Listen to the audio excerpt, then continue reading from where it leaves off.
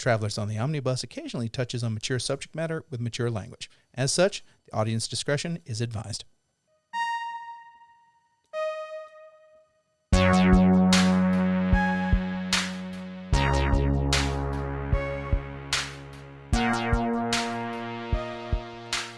Okay, we're recording then. Here you go. Ladies and gentlemen, welcome to Travelers on the Omnibus, a field trip through nerd and pop culture. Jesus. My name is James McCarthy, and this is just a storm of just animosity between people, but let's see who the main players are. Somebody say who you are. I'm Ethan Skinner. I'm Jody Kite. I'm Brady Davis, and Ethan hates me right now. Why does he hate you, Brady? I wouldn't say it's hate, it's mild anger. Mild anger? Yeah, the seething really gave that mild anger away. That suggests hot fire and Diablo anger. Yeah. Just saying. There we go. What? I want you to explain in your own words what just happened. She's right there, too. Yeah. So Ethan's future wife is in the room. Yeah. Mm-hmm. Yes, we have a live studio audience. Bianca, Queen Bee. Hello, Queen Bee. It is the Bianca, yes. What made you angry, Ethan? Months and months of resentment from all of you. Resentment that from all of us or for all of us? Yeah. The preposition is important. Yeah, there you go. I know it's love from all around. I know it's love all around. We wouldn't give you any shit if we didn't care, bro. Yeah, absolutely. Yeah, no. The way I show just think what I would say to you if I hated you. Yeah. Nothing. Oh, you would actually show me the notes you written down for the first mixtape. Yeah, that should have told you something. Yeah. How is Bob Shinedown, by the way? Bob Shinedown's pretty good. He got a contracting job with Chevron, so he's doing pretty good. And Timmy Trapped. Timmy Trapped. He's working in the studio for a second album. Yes. Oh, very nice, very good. And then how about Georgie Godsmack? I have bad news about Godsmack. Are they so far away? Oh no, they're dead to me. Oh, there you go. Well, there you go. So that's a good update there. So, ladies and gentlemen, later on tonight, we're going to be talking about Dracula in a brief, or maybe not so brief, but definitely non-sequitur talk about the history of Dracula. Us non-sequiturs? Yeah, I know. Pish posh. I know. But before we get into that, what have we been doing? Anybody who wants to jump in, go for it. Spider-Man 2 released. And I certainly found out about it, but continue. Yeah, I feel a second story coming off of this one. I am doing my damnedest to avoid any and all spoilers. Okay, so you haven't played it yet. I have not played it. Okay. Besides everything I've seen from like launch trailers and gameplay trailers, I know nothing. Welcome to Spider-Man Spoiler Corner with James McCarthy. I was about to say, because my son Gabe, he got it, and he told me all about it, because I'm not going to play it because they changed the character model for Peter Parker, and it made me mad. I mean, I kind of knew that already from from just the gameplay trailers. Well, they changed it. They did an update for the first one and changed it in the first one. What? Huh? What? Yep. Yeah. What? You can do that now. They did an update and didn't ask anybody, hey, do you want us to change that, and just change the character model. That sounds... So I played like with the DLC probably about 20 hours worth of, probably more than that, 20, 30 hours worth of game with this one character model, and then they changed it. That's so weird. Yeah, so why would they do that? I don't know. You tell me. I love when you two agree.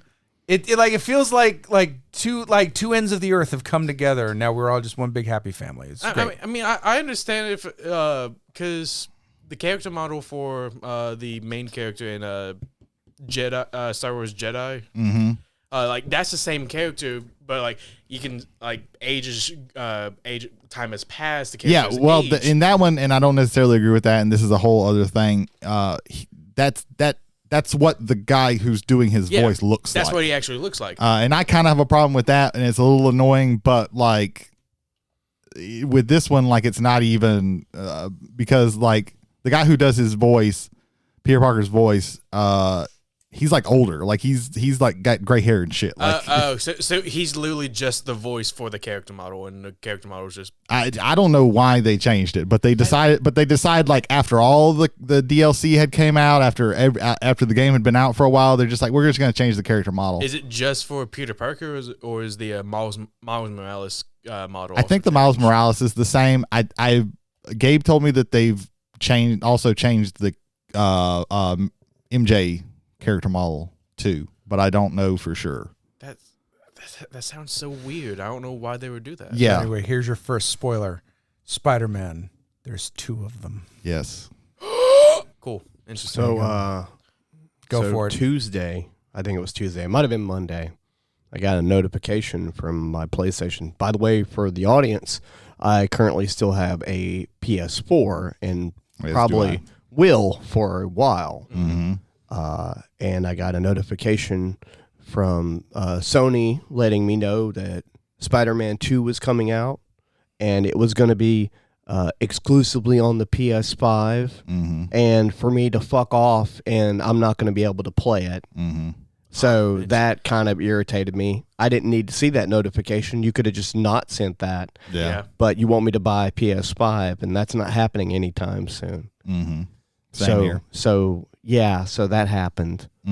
I'm less angry than I was a couple of days ago, but I'm still mildly irritated about it. It's just them reminding you, hey, we have this new game out. I don't need to be reminded that you're going to have PS5 exclusives. I mean, it is half the life cycle is half over by now for the system. Traditionally, we don't know if there may be like a couple extra tack-on years because of what happened with the pandemic. Well, I mean, was it like last week I found out that the Age of Sigmar RTS is coming out.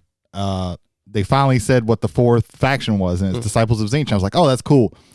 It's only going to be on PC and PS5. I was like, well, I'm just not going to play it then, I guess. Right. Are OCR one of the other ones? No, it's Nighthaunt, Okay. Zinch, Cruel Boys, and Stormcast. Okay.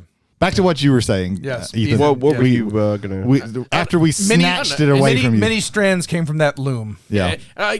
Besides just avoiding Spider-Man 2, there's been some working developments. I have an interview for a higher position, so hopefully that goes good for me. There you go. I told you good luck before. You're not getting another one. Yeah, you got the one off mic, but I was there. I can confirm it happened. Good luck, Ethan. There you go. There you go. Yeah, that's me. All right. You could only do better than your predecessors. One could hope. It's impossible for you to be the worst person in your job right now. This is true. Yeah. What was the Carlin line? Somewhere, someone is going to the worst dentist in the world. Yeah. Yeah. Yeah. So I went down the YouTube wormhole the other day. That is a deep dark. That could go many ways. It That can go very good or very poor.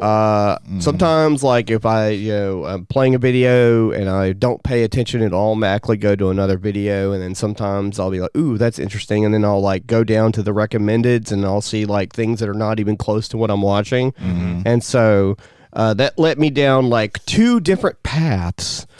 The first path was Japanese ElectroPop from 1982 to 1985. That sounds like my hell. Yeah. Apparently, I thought, so there's this band, they've been out forever, but I wouldn't be surprised if you never heard of them, called the Polypsychs. They came out in like... You could be lying, I don't know. They came out in like 2007, and they're still active. If you listen to them, even though it's in Japanese, and their videos are really cool too, you would assume that Debo was their only inspiration because they're very Debo-like. However, going down this like Japanese electropop wormhole, I discovered that was like a whole movement in the early 80s in Japan, and there was like a bunch of these like different like, it's like if you take Devo and Kraftwerk and put them together, and that's what you got. And it's also some of the less weird stuff I've seen that's like, outside of the mainstream of Japan's, stuff. They've calmed down over the years for sure, but like for a while there, well, I mean, back then they had all that money. What else were they going to do? Anything that you got from like entertainment side was like wacky and like just off the wall most of the time. But this stuff was really interesting. And so I watched like 20 of those videos from different bands, and those were all interesting. And then I came across something while I was doing that, and it was like mostly government-funded documentary for educational purposes only of them interviewing people on LSD to see what it was like for people to like get instantaneous schizophrenia. Oh, and MK Ultra shit. It's from like one of them was from 55. and it like they had an artist like take some LSD, and they gave him a lot. Yeah. They gave him like 100 milligrams or something of LSD, and so they gave it to him, and then they had him do a drawing, and it was a normal drawing, and then they waited, like they had him like sit in a chair for about an hour or so to let the shit kick in, and then they brought him back in to do another picture, to do another drawing, to see what they would get out of it, and they were asking him all these questions because he was having like sporadic giggling and things of that nature were happening, and like the doctor's like, why do you keep looking at the floor? And he's like, well, the floor is moving, and it's almost rising up and down and changing different colors. It's like, what color do you perceive it might be? He's like, I think it's gray. It's like it's not gray. It's a pattern. It's several different colors. But so that shit was wild. And then I watched a video of another doctor talking to an actual schizophrenic patient from 1980 who thought he was from the future. And I can see like a lot of people, when you talk about like using that in media, like films and storylines and things like that, where people are, in that level of quote unquote, it's not politically correct, but crazy, if you will. Yeah. It's a lot more disturbing than you would think. It's not really like straightforward. It's just like a paragraph of something that sounds like it's logical because the way it's being phrased, but it makes no sense to the question that you're being asked. Yeah. And so that was a fucking trip. And then I watched Love is Blind season 5 on Netflix.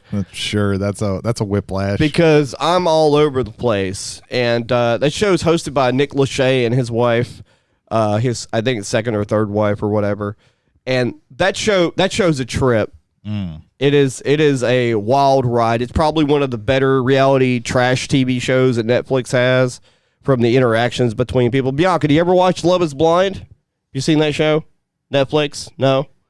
None of that? Bianca, book check. How's the book? Is the book good? She's only 63 pages into the book that she's is reading. not enough. What book is she reading? Subscribe. Give us $10,000 on our subscribe star, and we'll tell you what Bianca, book she's reading. what book number is this out of this week?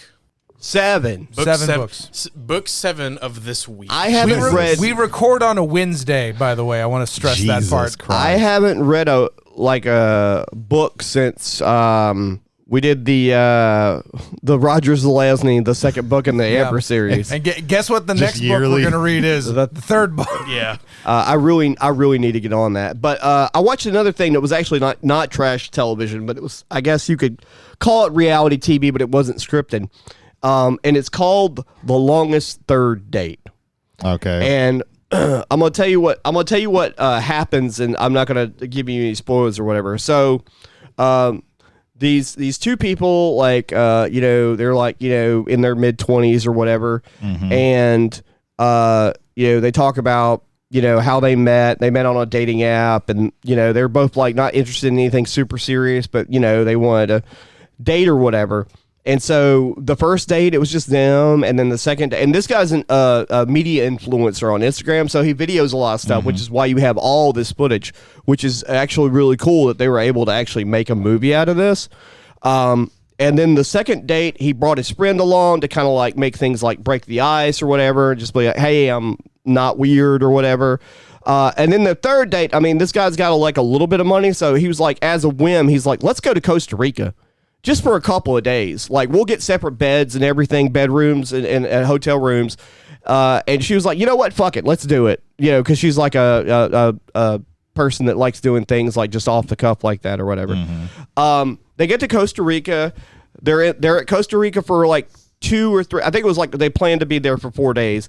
They were there for 65 because this was 2020 and COVID dropped while they were in Costa Rica. Yeah. And they're both from New York. So they were stuck together for over 2 months. Jesus Christ. And wow, what a fucking roller coaster of a docu-movie that is to watch. It's actually really interesting to watch. Jesus Christ. Christ. You see like 2 people that are like forced to stay together because she doesn't have any money for this shit. Like, thankfully, he had the money for all and they would be at an Airbnb or a hotel for like 3 or 4 days. It would have to like leave to go to another area close by because of how COVID was happening or whatever. Yeah. But they couldn't leave the country and they couldn't go home. Jesus. Oh my God! Like it's a microscope on both like a weird situation and also what happened to people that were like abroad when COVID dropped. And it was fascinating to watch. It was entertaining the whole time. Wow. So that was really cool. And the notion of travel in general has me wary.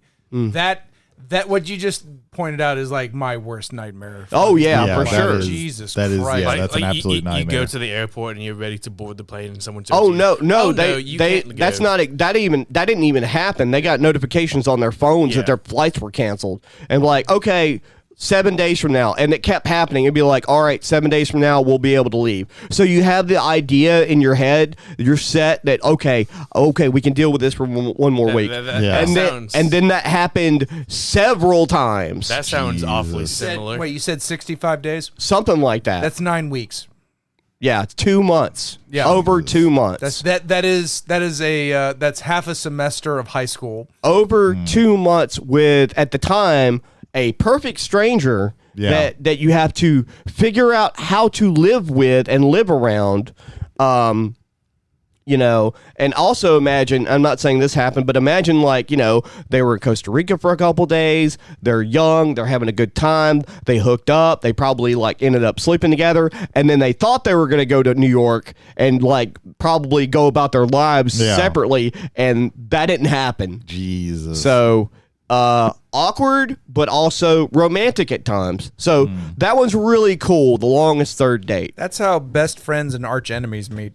That's how, like, by watching, I'm not saying that it worked out for him, but I could see why in certain situations in certain countries, why arranged marriages do end up working sometimes is because you're forced to adapt and deal with situations with somebody that you have no idea what they want and what they are and who they're like.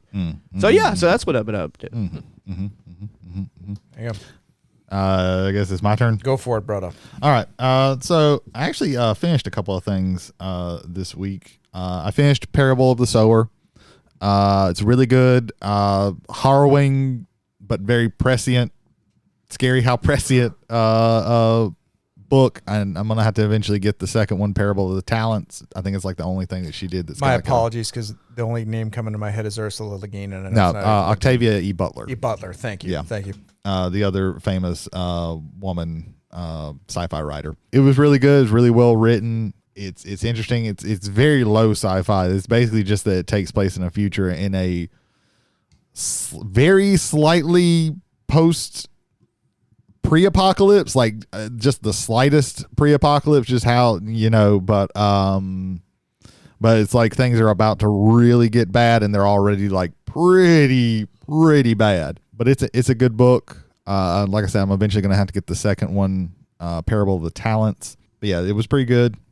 And then I finished the video game Bastion. That one's pretty good. It's got some pretty good sequences towards the end. The gameplay loop on it was pretty fun. It was basically like you chose two weapons and a secret skill, and then you went into these different basically areas to find. You start out having to find cores, and then you end up having to find shards to restart the Bastion. All the little things that you learn at the end are pretty cool.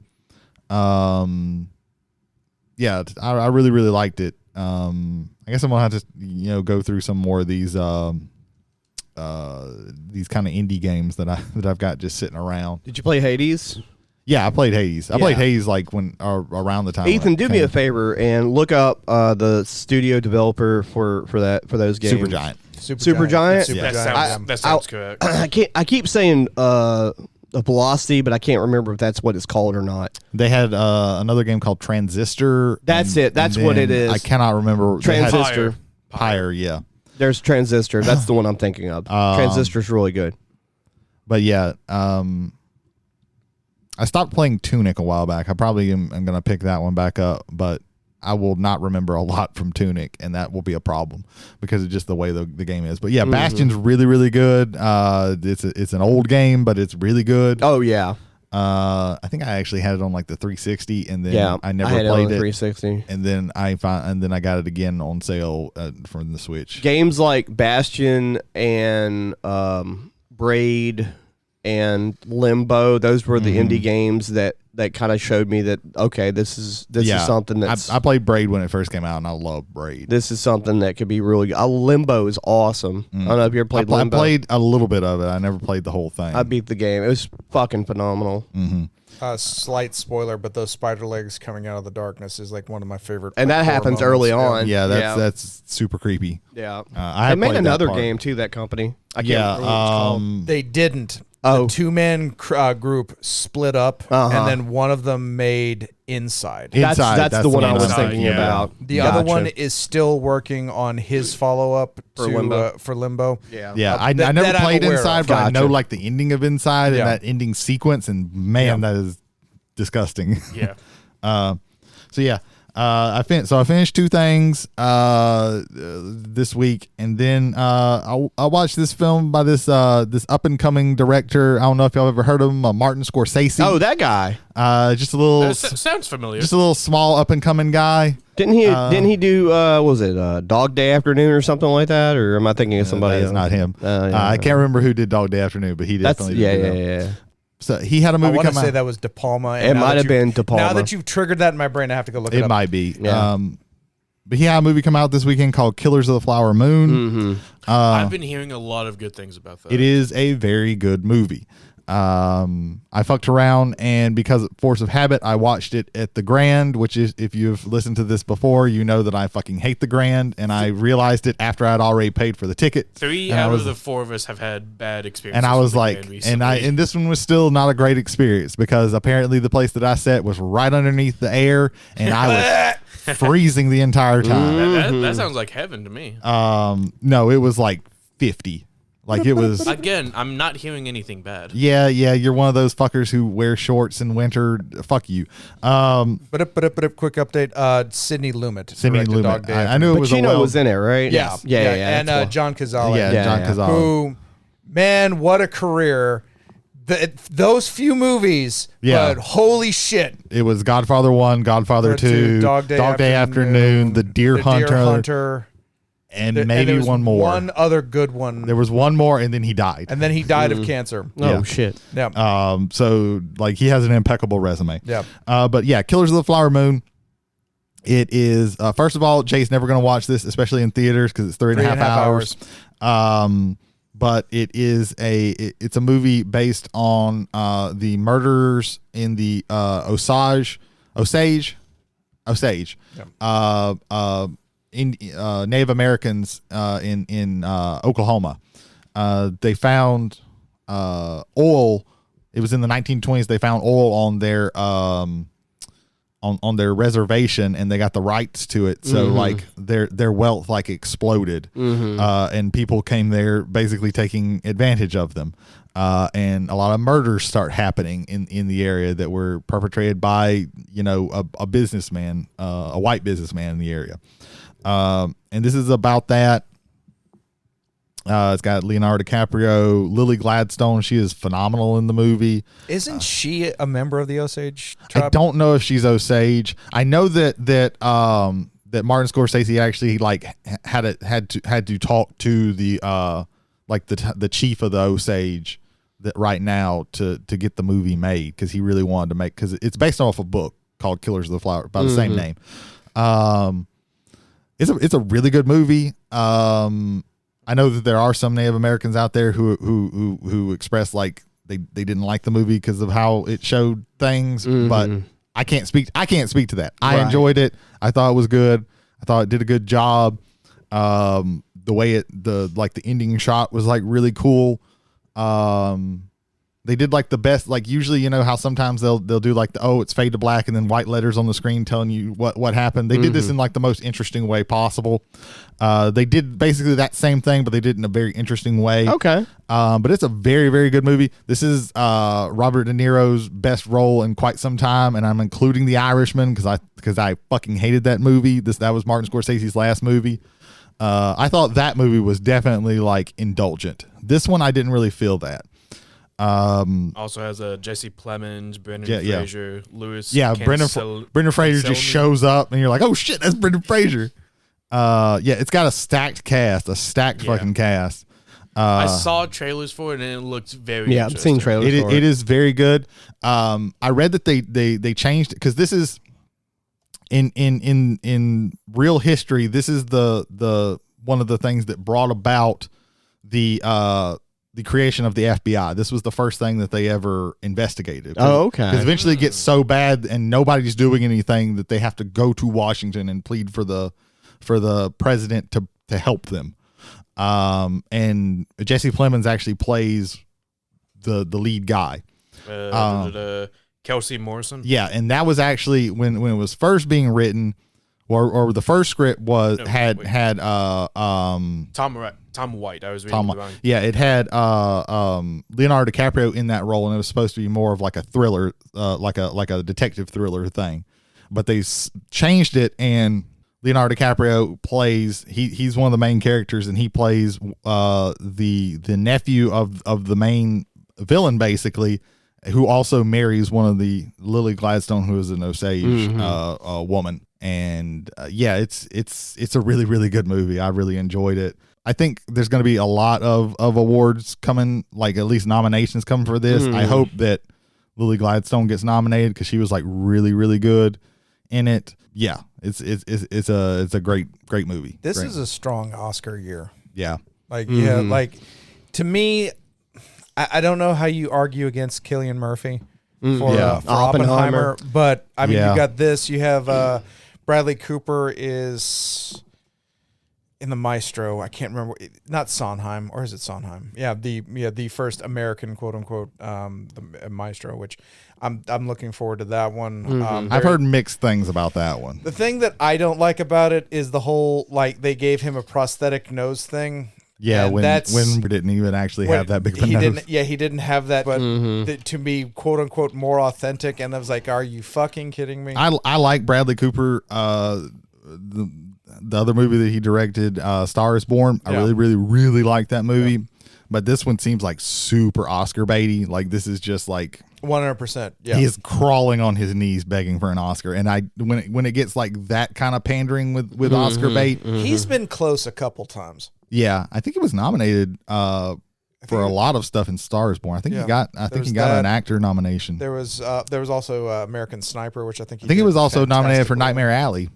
Nightmare Alley? The Guillermo del Toro movie. He was the main character in that. I'd have to look that up, but yeah, that'd be I think cool. I think he was at least not. He didn't win, definitely. I can't remember who won that year, but so yeah, that's what I've been doing. Just watched a little bit of a movie. Pray for me because I'm gonna have to watch the Five Nights at Freddy's movie this weekend. Oh no, this is what happens when you have children. Yeah, and they like this shit. I don't know. It'll be fine, I guess. I'm gonna have. I like Josh Hutcherson. Like I like him, but I really don't care about this movie. But it can't be as bad as it can't be as bad as Sharkula. Yeah. So me and my kid in a couple weeks, we're gonna hang out. We're gonna have a movie day, and so she's a big fan of Star Kid. I don't know. Wow. Okay. They did more than just the Harry Potter musicals. They did a lot. There's a for YouTube. There's a Starship Troopers musical called Starship. There is a musical called Twisted, which is like Aladdin, but it's wicked. So Jafar is the good guy, right? And every few years they do a musical, and so one does the Starship Trooper one get the joke, or did they just do the movie unironically? Oh, the whole thing's ironic. Okay. Yeah. Almost everything they do is like done ironically. Okay. Quick shout out to Verhoeven. As long as they get the joke. They also did Trail to Oregon. Okay. Which when you watch it, if you watch it more than once, which I mean it's whatever, but if you watch it more than once, when it gets to the part of where one of the main cast dies, it's randomly shuffled. And it goes to the end video with that, like to a different video, so that you have a different cast member dying, just like you were playing the game. Okay. It's very clever, very clever. But one of their best musicals is called "The Guy That Doesn't Like Musicals," and it's a musical about these aliens show up and they hypnotize people and get them to come to their side by singing to them, because everybody loves musicals except for this one guy who hates musicals, and so he doesn't fall for it for most of the movie. Okay. And they made a sequel to that, and so they just had one come out recently. So we're gonna watch that. So I feel your pain, because I do love musicals. Team Star Kid, that's a very specific taste. Yeah. I do enjoy wholly musical Batman, but very sporadically. Yeah, it's it'll be fine, I guess. You'll hear my review next week. Right, right. Can't wait. Yeah. Jay, what you been up to? Oh God, it's me now, I guess. Okay, so two things. So there's this video game series you may have heard. It's called Final Fantasy, and I have the pixel remasters of the original 6.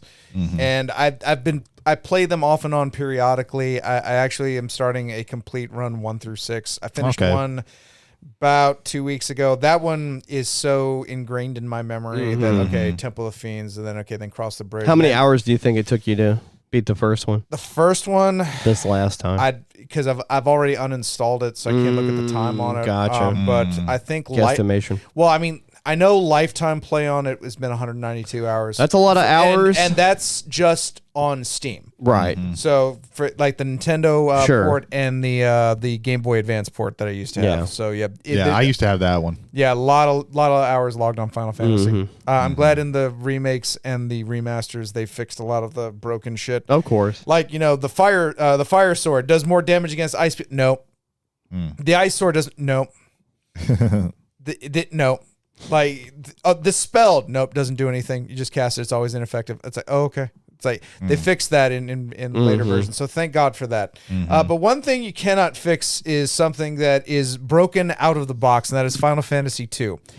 Arguably the worst Final Fantasy, which is damning with faint praise, but still kind of cool. So Final Fantasy II. What I like about the things that I do like about it, I think that if you can carry on with the story, I think it is a very well, like it's an advancement on one. I think there's a lot more stuff at play there. There's certain things that I like about the game as far as being able to kind of, everybody kind of starts as a blank slate, and how you use them makes them better, and so you kind of do it that way, which is the first seeds of what would eventually, I think, become the job system in Final Fantasy III. So that's the good stuff. The wrong, pretty much everything else. It just is. Like, if this game were not a Final Fantasy, I don't think I would play it. Like, I would know, we would know about it. It's like, this thing that came out of Japan. Just the main things for me. The first thing is I've played this game 3 separate times. I forget where to go sometimes, and it gets annoying because that world is large and there's a whole lot of empty space in between places. So there's one section where you have to go to the Colosseum at Palamecia. Palamecia is the big nation that is basically trying to, they're Shinra. They're Gestal's army from 6. They're basically the big bad guy.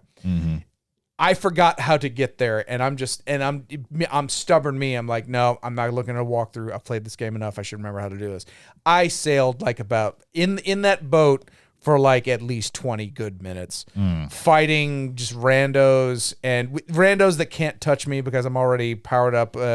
Past what I need to be. Right, of course. I just need to get to this next spot. Right. And then I was like 20 minutes, and then I resigned myself. No, fuck it. Where's this? Okay, there. And then like the angle I took on it actually put me further away than I ought to have, so I had to do more random encounters in there.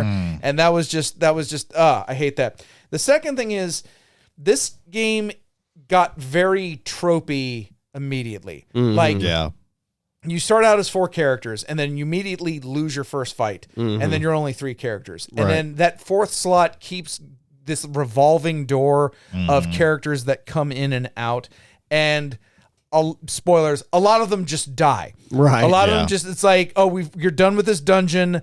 I think they even did like an after thing where all the ones who died were like fighting in heaven or in the afterlife or something like that. It was like 4 of them that died stayed like they did extra things. It's entirely possible, but I will say this: like one of the things I will say again as a positive, there is a darker tone to this one, and they do, and they weave it very well between the storytelling, which I have to imagine in like late '80s in the RPGs was fucking difficult. Like I still remember the PC games that were coming out for Dungeons and Dragons, where instead of having the text on the screen, it would give you go to this page in the manual and then read that section. Oh yeah, like so being able to do that on screen and be able to convey that, I think that's I think they for then was a good job. But even then, just like so, there's the trope of people just are always dying all around you. Yet it's a darker story. But at some point, I start getting really fucking just tired like, oh, of it? another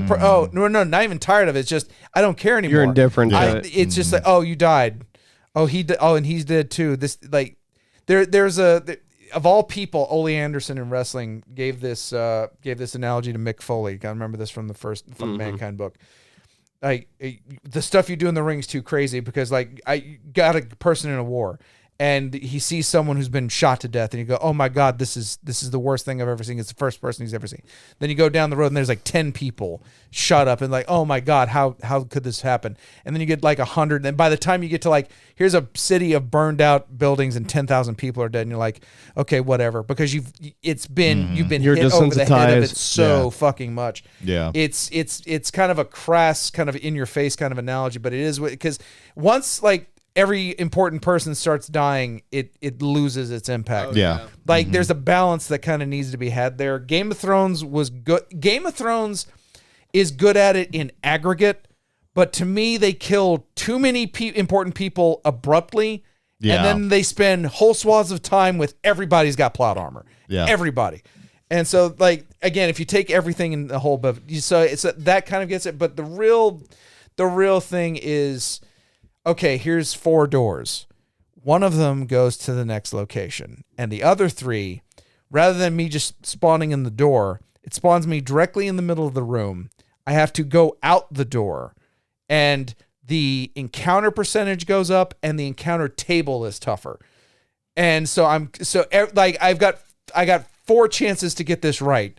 If I get on the first one, cool. But if not, I'm continually cycling through this same thing over and over and over again. And then so there are some dungeons where that happens multiple times.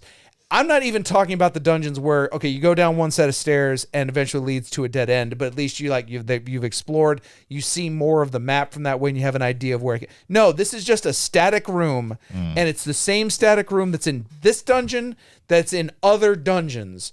You are so bored and tired with it that it's just like, okay, I'm coming out of that. I like the seeds of the development system, how XP works in that, but man, like, for the story that it tells, and I think it's a decent story when you can engage with it. It puts so many things in between you and being able to engage with it. It just does, and just I don't like that. Yeah, I absolutely hate Final Fantasy 2. I got that. It was the Game Boy Advance had Final Fantasy 1 and 2 updated versions. PS1 also. And I bought it and I played the fuck out of Final Fantasy 1. Yeah, me too. Because they had like extra dungeons, they had all this cool shit. And I enjoyed my time, even though it was a super simple story, but it was still very fun. Right. And then I picked up and started Final Fantasy 2. Yep. And I played a couple hours of that shit and I was like, I can't do this. This is my number. I hate that combat that development system. I hate it. And we didn't get to originally. We didn't because they had a North American localization mostly done.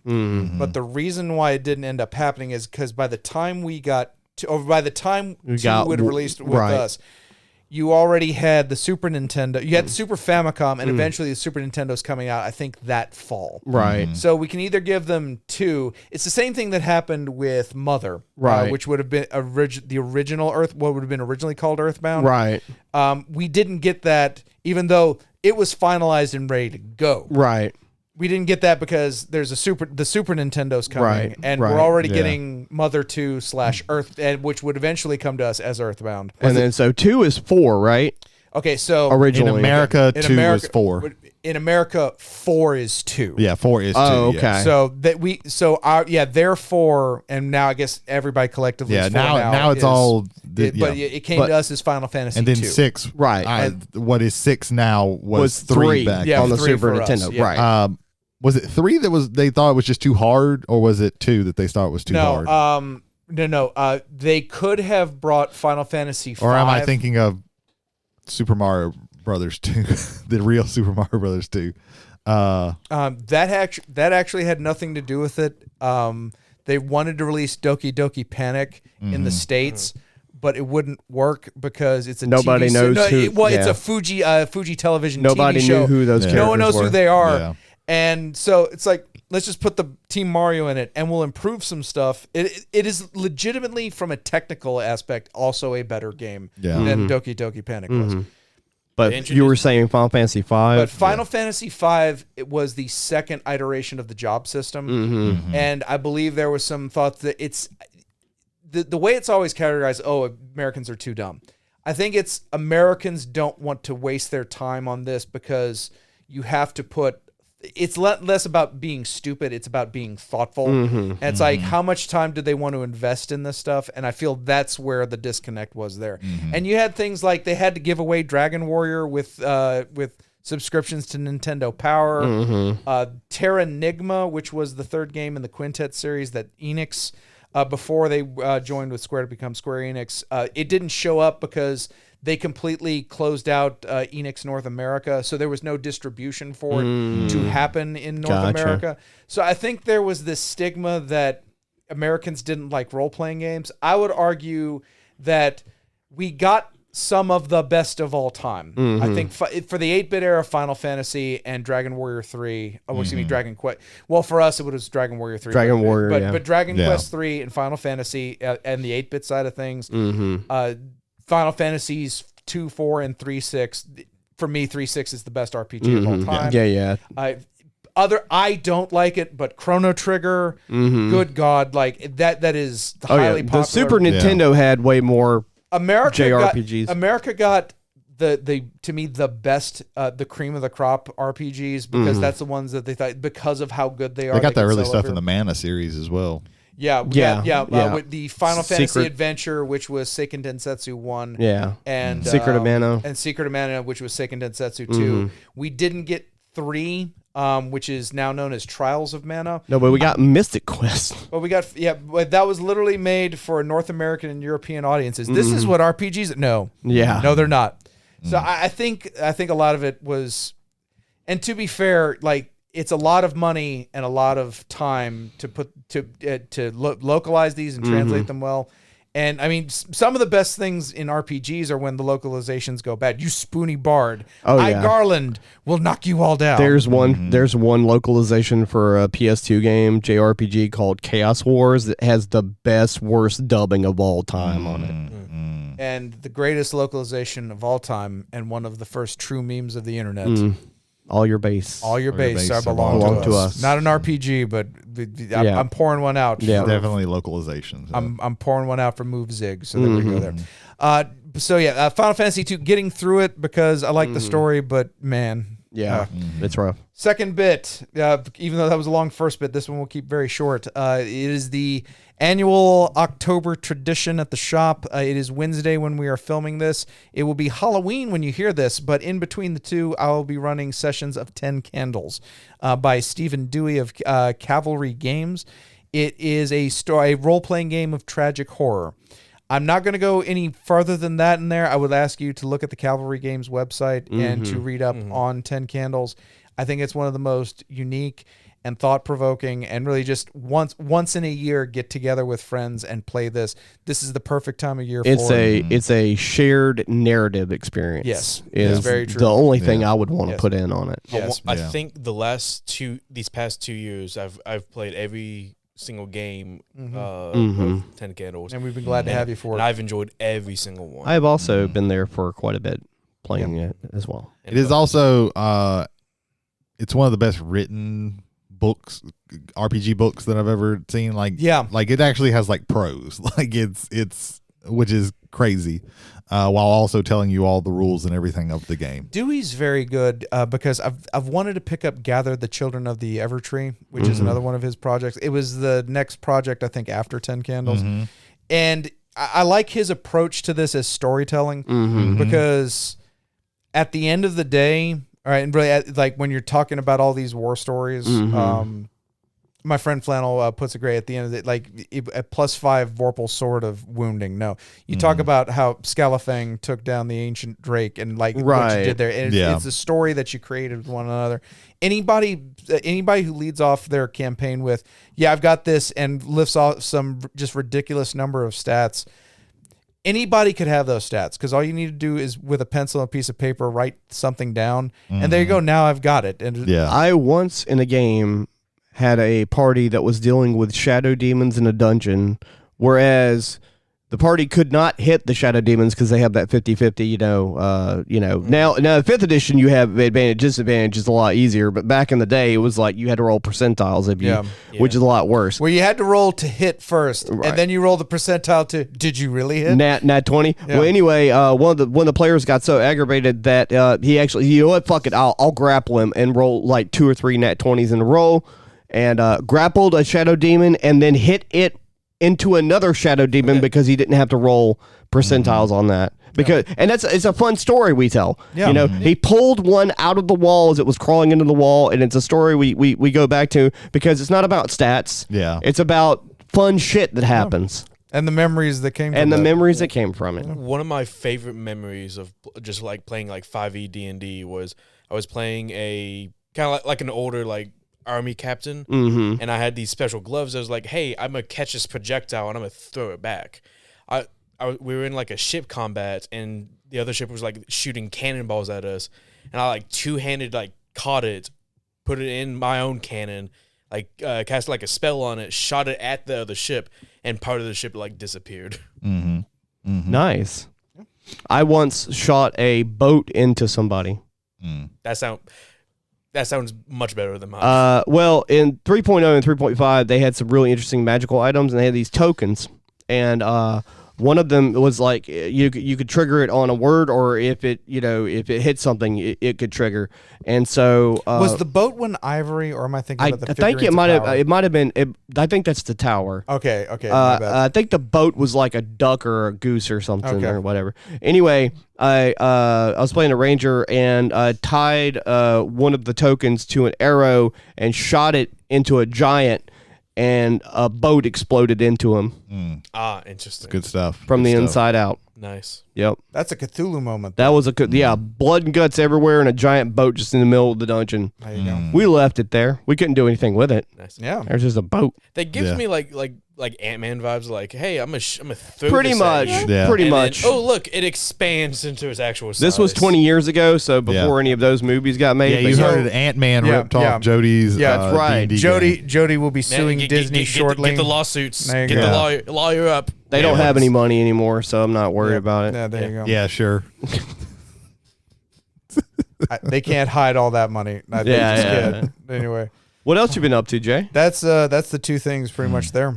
I mean, that's pretty much there for that. With us talking about 10 Candles, you showed me that there was a Kickstarter that you backed. It was like yes. I will save that for next week. Next week, gotcha. Jay, remember this in the future if you remember, because you're gonna be listening to this recording one more time at least. Yeah. So Jay, remember to do that in the next. A next little time. preview for all the listeners. No, because I want to get to Fangboy. And we're running a little bit long on this one. So all right. So with that being said, no feedback this week. However, passengers, if you would like to leave us feedback, travelers on the omnibus at gmail.com. Again, that is travelers, 1L, on the omnibus at gmail.com. Jody, any other place they can get in touch with us? You can message us directly through Spotify and take part in any polls that we may have currently. Should Ethan be a dolphin at his wedding? Yes. That is our longest running poll. It is still running as we speak. Will he be Flipper Ethan or Dapper Ethan? It is 50-50. Please vote on the right side, please. Yes, the right side. Dolphin Ethan. Yes. Dapper Ethan. Dolphin Ethan. Dapper. 2024. Dapper. Dolphin Ethan. The dolphin is dapper. Dolphin Ethan, then, now, forever. Skinner 2024, make This- Ethan Dolphin again. Yeah. This all came from talking about the Netflix show Sexy Beast. I do have a quick correction. Yes, go. The game that I have lauded in these past couple of weeks, the name of it is actually pronounced Grease, because Nomada is a Spanish studio, and while the word is spelled exactly the same as for gray is in French and Spanish, it's pronounced gris in French and it is pronounced Grease in Spanish. I even looked it up to make sure, because I started watching a lot of things, Right. and they kept calling it Grease, and I was like, are they doing it wrong or am I doing it wrong? And then somebody finally said, oh, it's Spanish for this. And I looked up, Nomada Studios is Spanish. And I even looked up the pronunciation, and it is Grease. Okay. So yeah. You can tell Brady cared because he brought it up. Yeah. Redacted. Done. Also, Holder just told me that he finished it, and he said that hit like a ton of bricks, and he is not wrong. Yeah. Right. Yeah. I can't wait to get I it watched at some somebody point. just talking about the ending, and I was still tearing up. Absolutely. So yeah. Alrighty. Also, passengers, if you've been enjoying us and would like other friends of yours to enjoy us, but they don't listen on the same podcast avenues, we are currently available on Spotify, Apple, Google Podcasts, soon to be YouTube Music, and Amazon. With that, let us, children of the whatever. A preamble, if you would. February 12th, 1931, in the city of New York, a movie premiered for the first time in the United States and then was released across the United States on February the 14th. Running time of 75 minutes, and leading off with Swan Lake, it is the immortal classic Dracula, the first in what would start the universal horror cycle as far as the sound era of movies goes. Starring the now iconic Bela Lugosi, born Bela Blasco, and featuring some of the creepiest shit you're going to see at that time, like bees crawling out of tiny coffins. It was a weird time. It was a very weird time. So, but naturally, I am talking about the movie Dracula. In my opinion, one of the touchstones of American produced, based off of something from Europe, so obviously American produced. But one of the greatest cultural touchstones for horror in the United States, and then being Dracula, and that's what we're going to be talking about tonight. Again, it's one of our brief non-sequential histories, and this is going to run in two directions. It's going to run obviously in pop culture and how Dracula affected pop culture across now. God, what we're 92 years. We're approaching 100 years of Dracula from that point. But we'll also be talking a little bit about the historical and something that I found out, and we'll touch on a little bit longer. It might not have been Vlad Dracul that he was basing the stuff off of. And I've heard things about this. We'll too. my English scholarly little trek went down. No, it probably wasn't, but we'll get a little bit more into that later. I want to first focus on the pop culture Dracula, Bela Lugosi, a man who in his early days I don't know if you know, Bela Lugosi's dead. Yeah. Undead. Yes. Undead. He was supposedly buried with the cape. Like that's how tied 3 people to are that. going to get that. Yeah. Holder and 2 other. Yeah. Bauhaus was a furniture company. First. Now we're all slowly getting the joke. Anyway, no. But again, buried with the capes. I mean, that's how iconic he was. Oh yeah. Supposedly. Yeah, he was So, absolutely iconic. he had to learn the lines phonetically. So that slow drawn out of everything that has become so iconic to the character itself. Whenever you see interpretations, even when they're not trying to be, say, I'm losing the word farcical. If they're not trying to do a farce of it, they're doing that slow, quote unquote, Romanian. Well, accent. after that, pretty much everybody was doing some kind of to some degree a Bela Lugosi Dracula impression. Like even the people who did really good jobs, they were taking some piece from that, even if they really didn't even know it, because he was so iconic. Up until Hammer, probably. Yeah. Yeah. Well, And even past then, for a time, I can see the Christopher Lee Dracula, because of just how commanding a presence Christopher Lee is. Oh yeah. Yeah. Yeah. I wasn't introduced to the Bela Lugosi Dracula. I was introduced to the Christopher Lee one, and just and still even then like the like the menacing presence of like Dracula itself is like all powerful in my opinion. What about the Gary Oldman Bram Stoker's Dracula? Did you ever see that one? Not really. That made Dracula sexy. Yeah. My grandmother was a huge Christopher Lee fan, and so I mean, how could you not be? exactly. Right. And so it was just the one I was introduced to, and the one I familiarized myself with. Yeah. This was actually the first time that I'd ever gotten around. I've just never gotten around to watching the old Universal movies. I just know them by osmosis. This was my first time actually watching the entirety of one. I will be honest, like the Bela Lugosi's performance is iconic, and it started like a lot of tropes that you're going to get with Dracula after this. Things like the Brides of Dracula and which was in like the they were getting this stuff from the book, of course, right. But with that, it's more that they're taking bits of pieces of what they could use from the book, because I get even for like the Victorian era when the book comes out, that there's some stuff in that is salacious. Like yeah.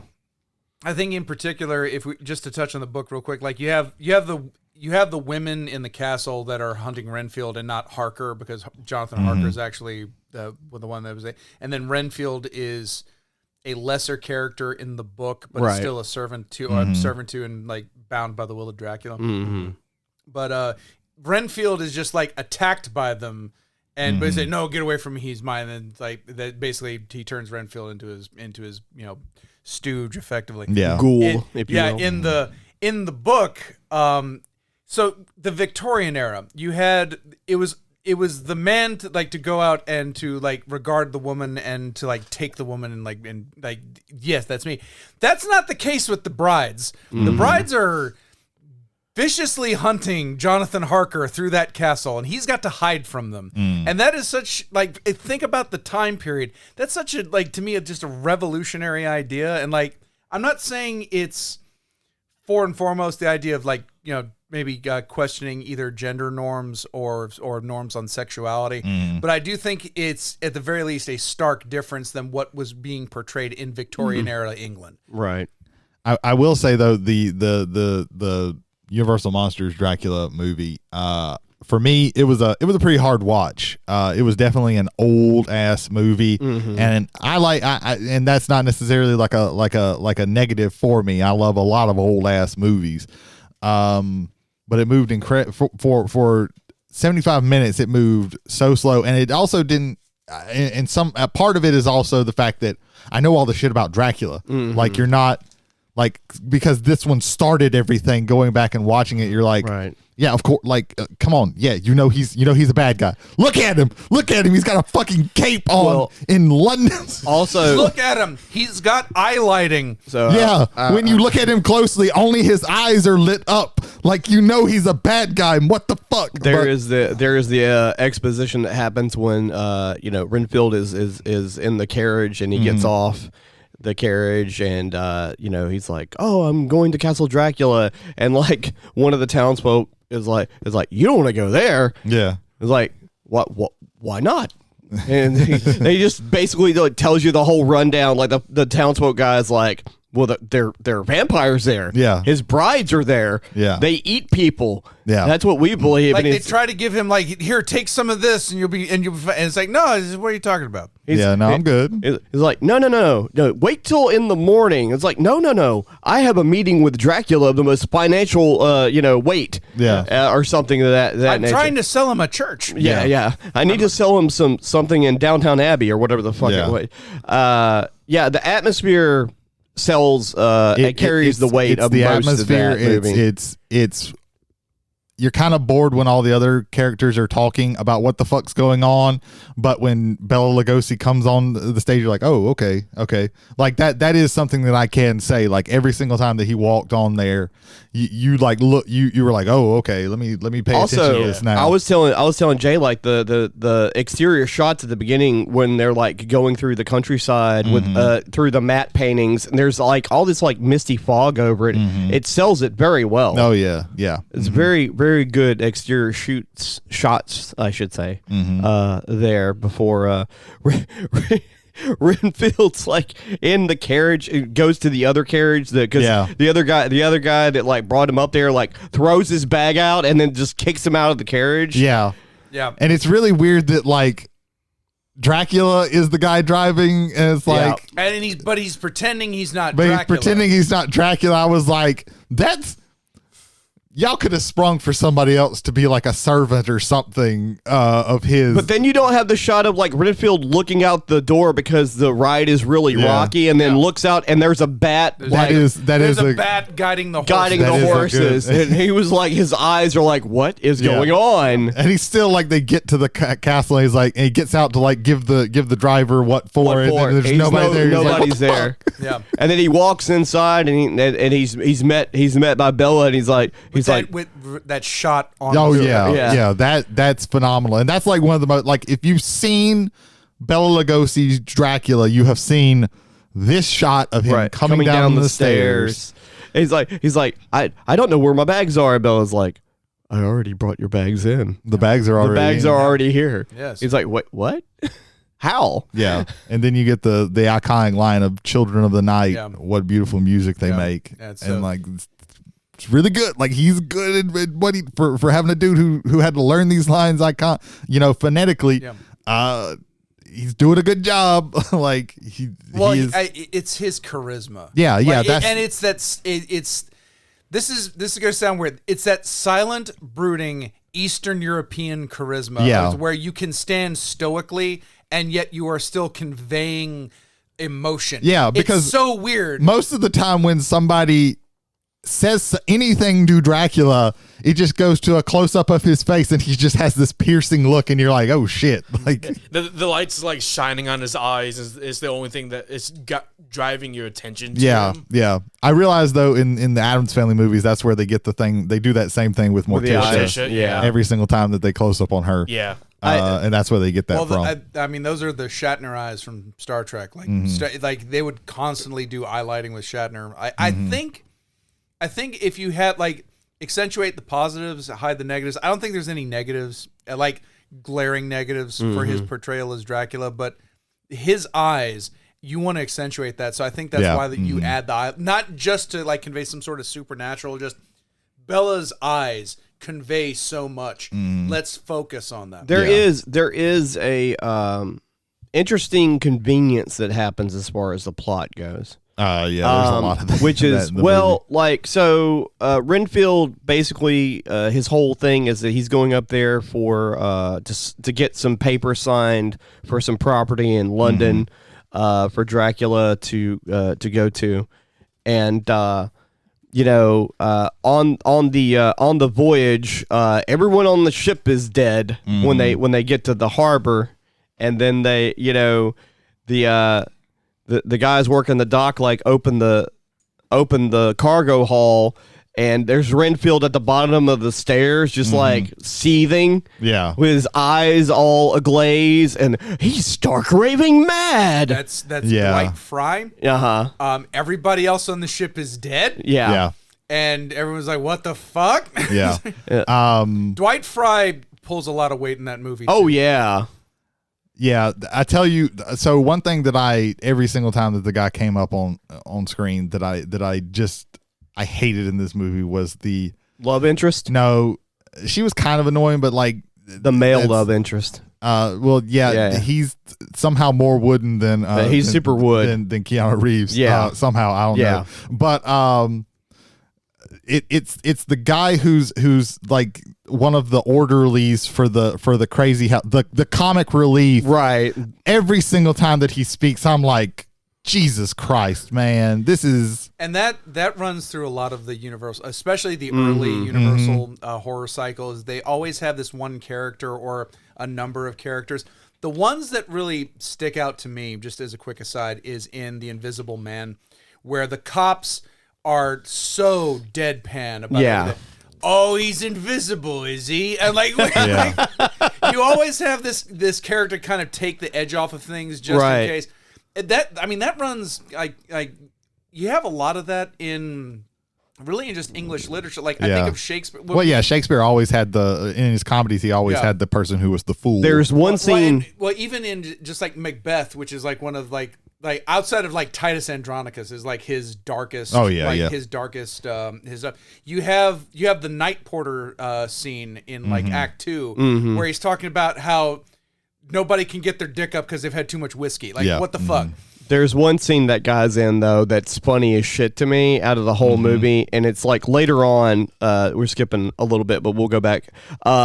Where he's outside with one of the maids or whatever, and he's got his like his blunderbuss or whatever. Yeah. And he's like, they're all crazy, every single one of them, and she goes, that's true. Or I don't remember what the line was. And then he looks at her and backs away from her because of all the wild shit that's happening. Yeah.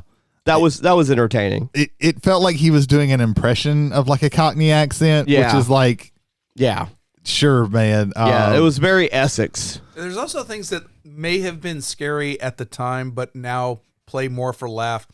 Particularly, there's this one scene where Renfield's going, and like it's a 2-shot between him and like a maid or a nurse, and he's just doing. Man, that is the worst. Is the worst security in that crazy house. Oh yeah, absolutely. Because he is just coming and going as he pleases. He gets to do whatever I was just like, when Van Helsing and all these other people are just sitting here trying to figure things out. I'm like, are they living in the madhouse? How the fuck did he get over here? What the fuck? He's like, oh, Renfield's escaped again, sir. Oh, damn it. Oh, damn it. He's eating rats again. Yeah. But he's doing that laugh, and then the 2-shot is him laughing, nurse looking scared, him laughing, nurse faints. Yeah. I was like, that's not that. No, stop. What? Yeah.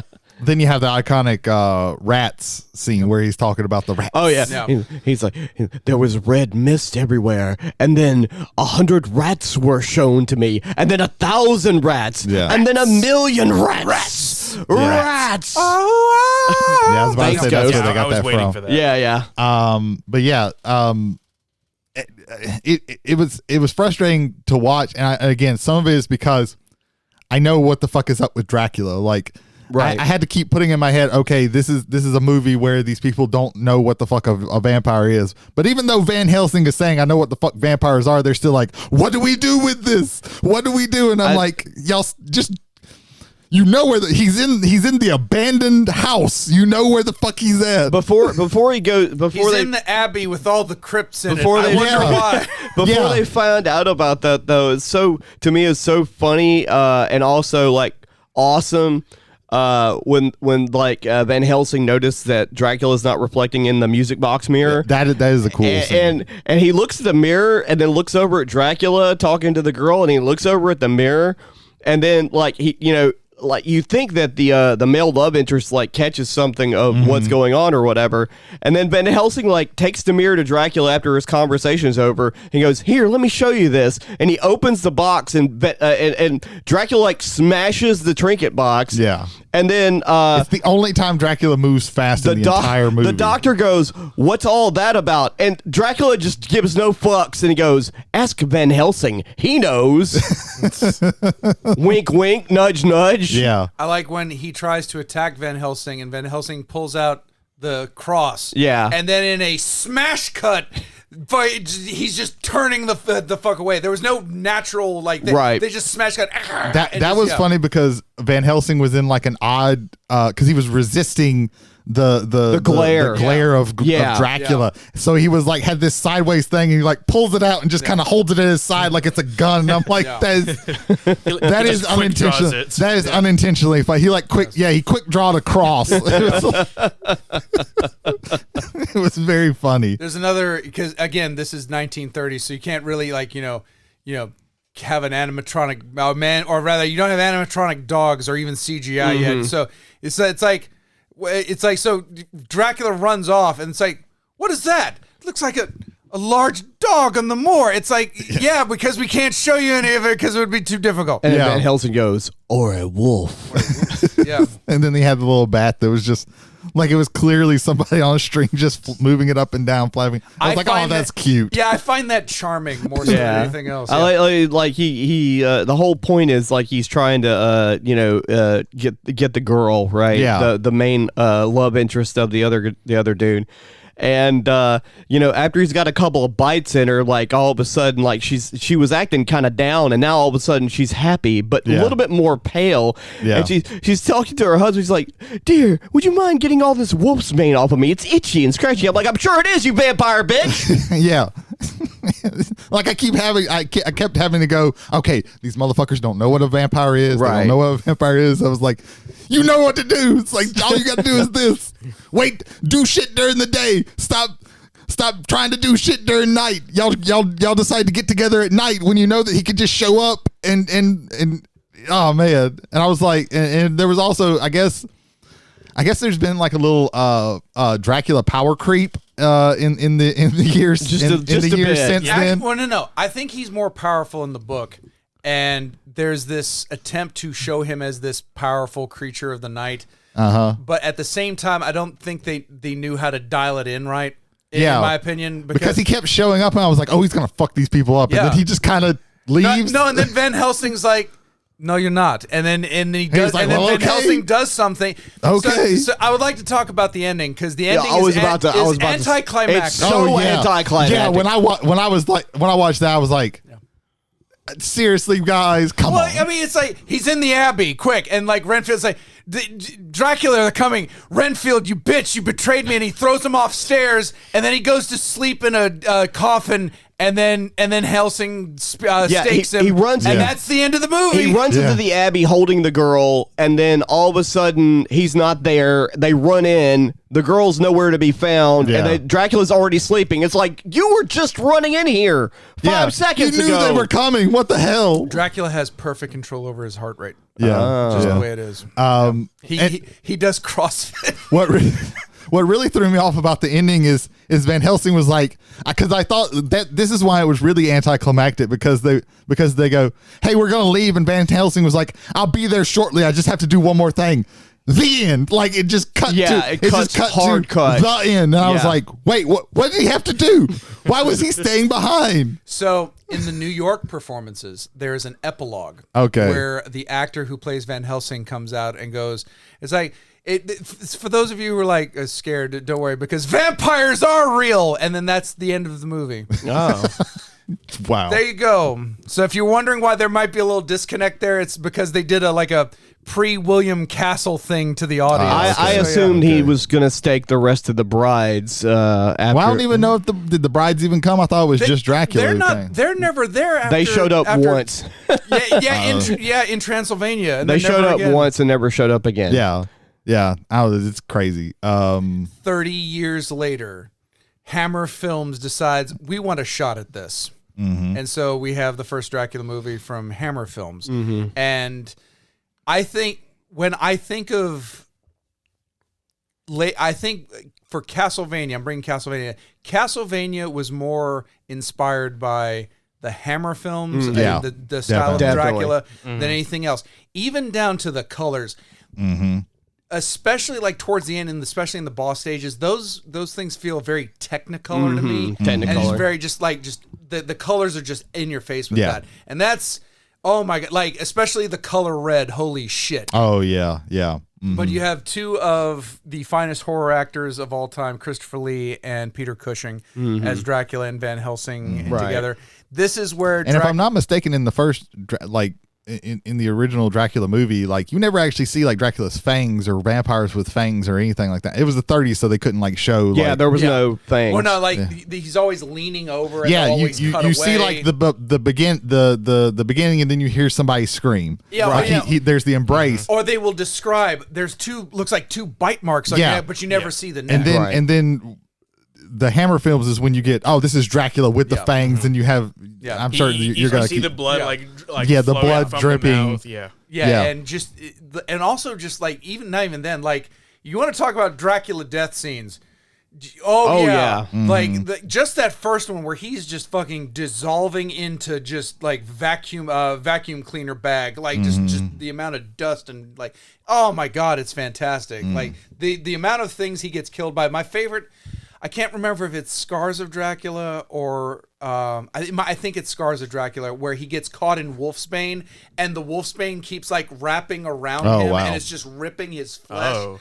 And it is horror in the purest sense of the word, where it's not just fear, it's fear to shock your conscience. And oh my god, it's just amazing. Like there's this, I just remember vividly his arm coming out of this, and he's just ripped just from all this wolfsbane and holly. That's just it wasn't wolfsbane.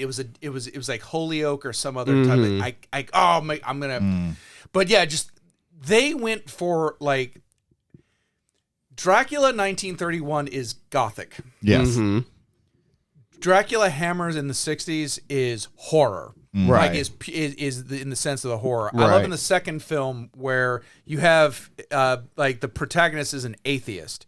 And it's the notion of, it's not that we hold up crosses, it's the faith embodied in that that helps stop this monster. And so I always thought that was a clever thing that they did with that. Right. I think Cushing wasn't in the second one. I think he comes back for the third one. I believe so. And I think also around this time is when they do their Frankenstein series. Where Cushing played Dr. Frankenstein. Where Cushing was Dr. Frankenstein, But but Hammer brings like Hammer horror. It's also like H horror. them doing their own versions of the Dracula movies and the Mummy and Frankenstein also led them to make one of my favorite vampire movies of that time period, and that's Captain Kronos Vampire Hunter. That one is, if you've never seen it, it's really cool. That guy, also the guy that plays the lead, I think that was like the only thing he ever did. But it adds a little bit more different sort of like mystiques to how to trap a vampire. Yeah. Captain Kronos has a henchman that's much like Igor, but this is a good character or an anti-character or whatever. And, there's a woman that's like, being guarded by them because like all the women keep getting fucking taken by this vampire. Which is like, it's sort of like, elaborated on that it's Dracula, but it's not Dracula. Yeah. And she asks the henchman guy, she's like, "What are you doing?" He's like, "Well, I'm burying a dead frog." It's like, "What? Why would you bury a dead frog?" It's like, "Well, you see, if a vampire goes across this area in a carriage, the vampire's like life force will get sucked into this frog, and if the frog like becomes alive again, I'll know there's more vampires nearby." It's like, where did they come up with that shit? It's interesting seeing where all the things that are established vampire / Dracula, because it's intertwined. Like you can't have everything. It's that tied together. Dracula is vampires. Period. Come from, because in that first one, like there was wolfsbane, there was no garlic. Garlic wasn't a thing. Right. Which was actually surprising to me, because like you always hear, oh, garlic, that's the thing that they hate, but like garlic was not it was some other thing that was established. I probably could have researched to see like when garlic actually came around, like what movie. Didn't the book have roses? Wasn't roses a thing in the original book? Because it was in Bram Stoker's Dracula with Gary Oldman. There was something to do with roses. But anyway, I may be missing my guess here. Passengers, again, if you're out there and you have more knowledge on this, please let us know. That's one of the reasons why we love feedback. I always think it was wolfsbane and roses for the redness and roses for what they mean. I think that was a substitute done in Bram Stoker's Dracula, the movie. Yeah, because there was also like the love story angle. Right. Where and that one's less passion and more actual like love. Right. Where they're kind of playing that there, which is weird because to me that ties in more with the original Mummy, Right. in the fact that it was a love story told over 1,000 years. Well, that movie also ties into the where it be like not or what origin of Vlad Tepes, and that because that's Gary Oldman's character is being portrayed as though he was Vlad he Tepes. was actually Vlad Tepes, yeah. Which I want to step one more thing as far as pop culture and media. I want to talk about Castlevania and proper. Yeah. Because for me, that was my introduction to Dracula. Gotcha. Because like I tacitly know from this, like, oh, that's Dracula. Have you ever heard of Dracula? No, but there's this dude with a whip that's trying to kill him, and I want to be that guy. And so the Castlevania series, I think is they take these pieces of of all of them. Right. If you go in further, especially which one was it? I think it starts with Simon's Quest. 2. Yeah. One of the bosses is Camilla, which is based off of the vampire tale Carmella. Yeah, I think that was in the second one because I remember in the anime or the cartoon or whatever. I remember reading stuff about it, and I think it was 2 where she comes in. Yeah, Carmilla becomes a part basically Castlevania isn't just Dracula, but where Dracula is like the focal point. It is a lot of vampire myth, and not just really vampire, but also kind of like Eastern European and Gothic myth, Gothic and Nordic horror in there, especially when you get to the games on the. It was the DS games. You have a lot of the Nordic monsters, and the Nordic kind of stuff that just kind of show them up there, which I think it again, it's an amalgam of all horror, but that focus on it being Dracula, I think really points to how powerful Dracula as an icon in horror is, and how powerful the vampire myth is in that. And I don't think you have that, obviously, without Bram Stoker's book. But also without the 1931. I think because the first time when you have sound and media, you had Nosferatu in 1922. Yeah, I was going to say we need to at least mention Nosferatu. It's Dracula and everything, but name and even got sued for it. Yeah. They paid Universal. I think paid somewhere think about this. This is like late 20s, early 30s. Man. They paid $40,000 for this during the Depression. Right. Where is this money coming from? Right. What the hell? So yeah, Nosferatu. Real quick, he becomes Count Orlok to get around everything. Though prints that ended up in the United States actually have Dracula on them. So you do have that playing on there. It's even more basic, and I guess with soundless movies, you kind of have to do that.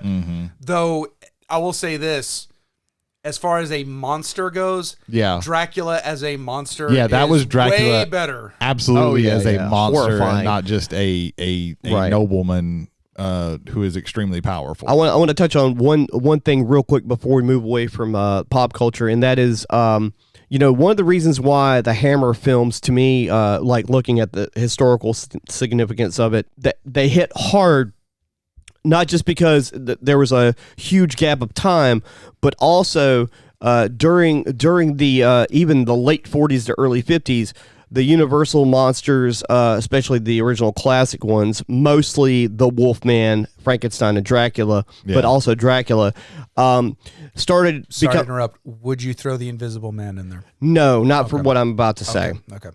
And you're going to understand why. Eventually, everything runs its course, right? And so eventually, like the remakes and the verses and the put every monster together. Eventually, that stopped making money, and so they decided to do what anybody would do and repurpose their properties. And so that's when you get Abbott and Costello meet Dracula, Frankenstein. And so they basically turned what originally was horror into parody and comedy. And then after a few years of that, it died off completely for the most part. And then you had the Hammer resurgence that happened in the 60s. So there is that also that little skip in between both the original Universal and in the Hammer horror films as well. I would also put there too that with the dropping of the atomic bomb, real life became scarier than That's vampires. also true. I think a lot of things, included with that, public interest in things wane after a while. Look at even if Marvel was still putting out high quality stuff, we had our 18 movie arc. Yeah, it's the blood from a stone thing, Right? Studios even back then they're gonna squeeze something dry, and they squeezed it dry until it became a farce of itself, and then people lost interest, and then those ideas because they want to do what a studio wants to do, what's safe. And this is already like Dracula, Frankenstein, Mummy. All of these are established, so let's bring them back. And also, the same could be said when we were talking about the Gary Oldman, Bram Stoker's Dracula movie. Is up until that point, there really hadn't been too many. Of course, there was Lost Boys, but that's not really. That's like let's make vampires cool. Yeah. Not really like in the same sort of vein. Yeah, we got away from Dracula, and it was more like, okay, let's do vampires as this thing or the other thing, because vampires oftentimes it represents the fear of the quote unquote the nobleman, the high society, because most vampires are from a higher quote unquote breed. It's the fear that the lower people have of the upper people who have all the power and the money and all that. Whereas zombies is the opposite. You can kind of always see where society is, to where, okay, are zombie movies really big or are vampire movies really big? And that's kind of where society, you can kind of judge where society is from that. It's not hard and fast, but yeah. Well, and you also have the kind of early formations. Not I would say formations, but like the crystallizing of it in pop culture of goth punk. Mm-hmm. Oh yeah, 100%. Because like when I think of not just the movie, but that soundtrack, and especially who did Cry Little Sister. I don't remember the name of the band, but that song, when you hear that, it's like that thumping, and then that like just kind of. I always knew the stripper was going to get a good tip when that song came on. Yeah. Seasons After, I think. Seasons After. Okay, yeah. Okay, that sounds about right. I just remember like there's been so many people who've done covers of that song. Oh yeah. Really quick, in Bram Stoker's Dracula, the shot where they have the diary and the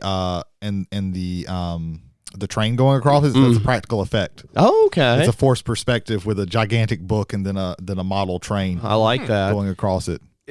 Just to touch on this very quickly. So at the same time that this production was, the production of Dracula was done, the Spanish production for Dracula was being done. Mm. The staircase scene, as iconic as it is in the American version, the ones filmed for Spanish is better because it is a tracking shot starting at the bottom of the staircase going up and meeting Dracula. Oh, okay. And I believe the actor's name was Carlos Villarreal. Mm-hmm. I would posit to say that if not for Bela Lugosi, Carlos Villarreal would also have that kind of iconic Batman. Good God, Jay, what the fuck? That iconic Dracula stance, the pose, the face, the stare. Yeah, that is also somebody who watches a lot of movies. Like that is one of the things. Like you kind of see where like some of the shit that like later on Citizen Kane does that's like, oh my God, this is crazy. Like every shot in that Universal movie is a static shot. Is a static shot, either a wide or close up. At best, you get a shot reverse shot. It's all like there's no moving. But I can imagine. I need to at least check that like see if I can find a clip of that, because that's actually pretty interesting of me of like a tracking shot. There are people online, and specifically James Rolfe, who you might know as the angry video game nerd. He's also like he studied filmmaking, and he said like in his opinion that the production of that movie is better than the production of the English version. Mm-hmm. So I don't doubt that at all. Yeah, I don't doubt that at all. Did we want to touch on the early 2000s? Oh yeah, we got. Talk about how Vitamin C got screwed on a ceiling next to a Virgin Megastore. So in Dracula 2000, I saw it in the theater because I'm old, and also saw Bram Stoker's Dracula in the theater, and I'm old, and the original 1931. No, I'm kidding. But. Anyway, so damn, you stole that opportunity for a joke. I took it right from you, you bastard. I know. We have to go where he lives and place communion wafers, so he can't rest there anymore. So, if you've ever been watching a movie and noticed that there is a insane amount of product placement in it, you can assume that there's some sort of like, monetary compensation for that kind of thing to get the movie funded.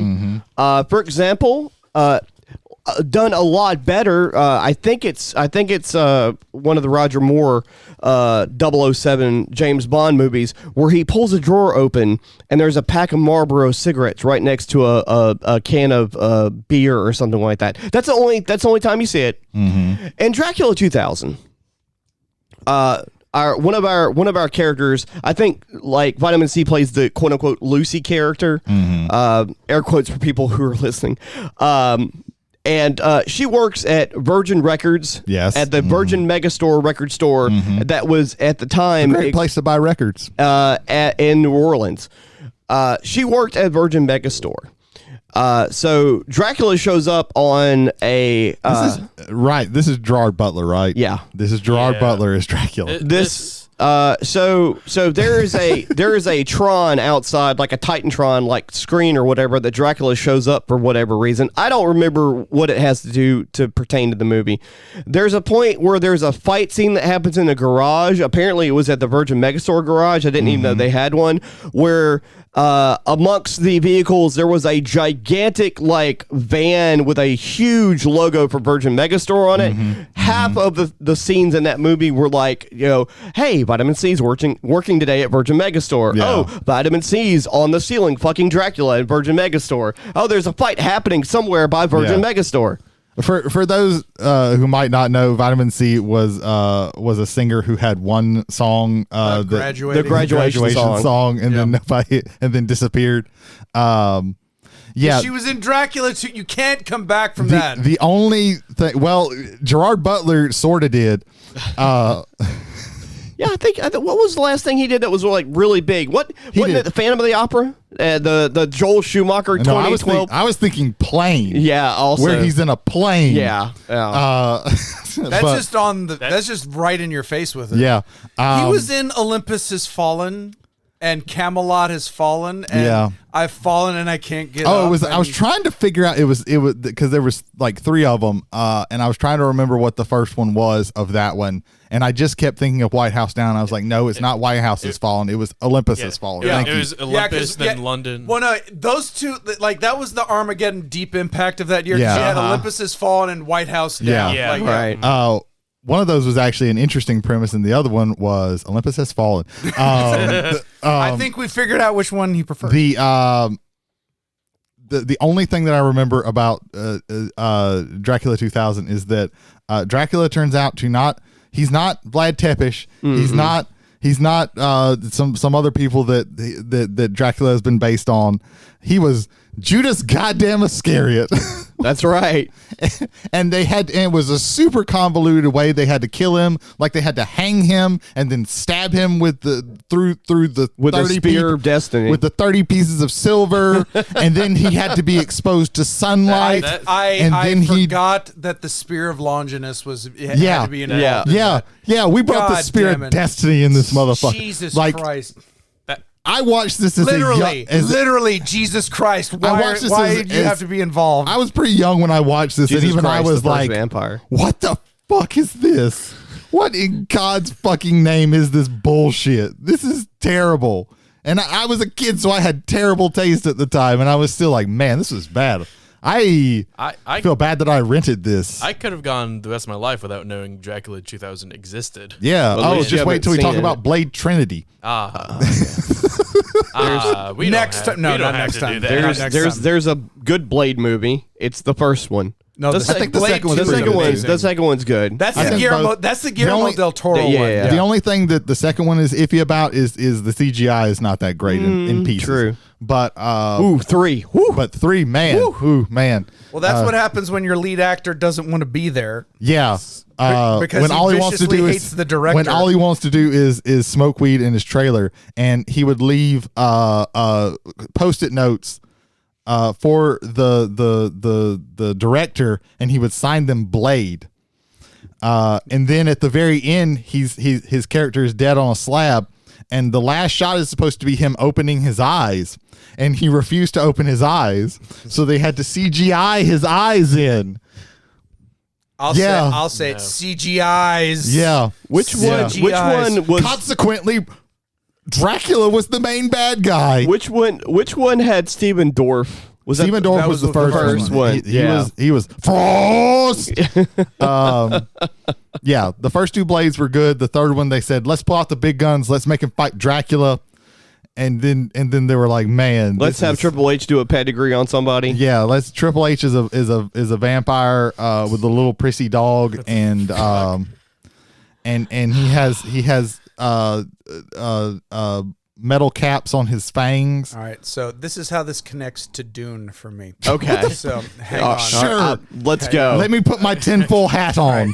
And then we're going to talk about the book. Okay. 'Cause, oh my God. Yeah. We're literally talking about. Oh, we haven't even Trinity. gotten to Dracula dead and loving it. Yeah, Fuck. there we go. Oh no, I think we'll be okay. But anyway, Will we? Yeah. So Triple H has the little dog, and he's carrying the little dog around in this vampire murder movie. Oh no, I And know so- what you're doing. Yeah, I know. Because in 1984, there's a movie adaptation, Dune, by David Lynch. David Lynch did not read the book. Continue. He didn't. I don't. Why would I even read the book? I had somebody read the book for That me. is the most David Lynch thing. There you go. And so the scene where Gurney Halleck, played by Patrick Stewart, Sir Patrick Stewart, Captain Jean-Luc Picard, where he's going into battle, like hand-to-hand combat with the Sardaukar, the Death Legions of the Emperor, and the vile Harkonnens.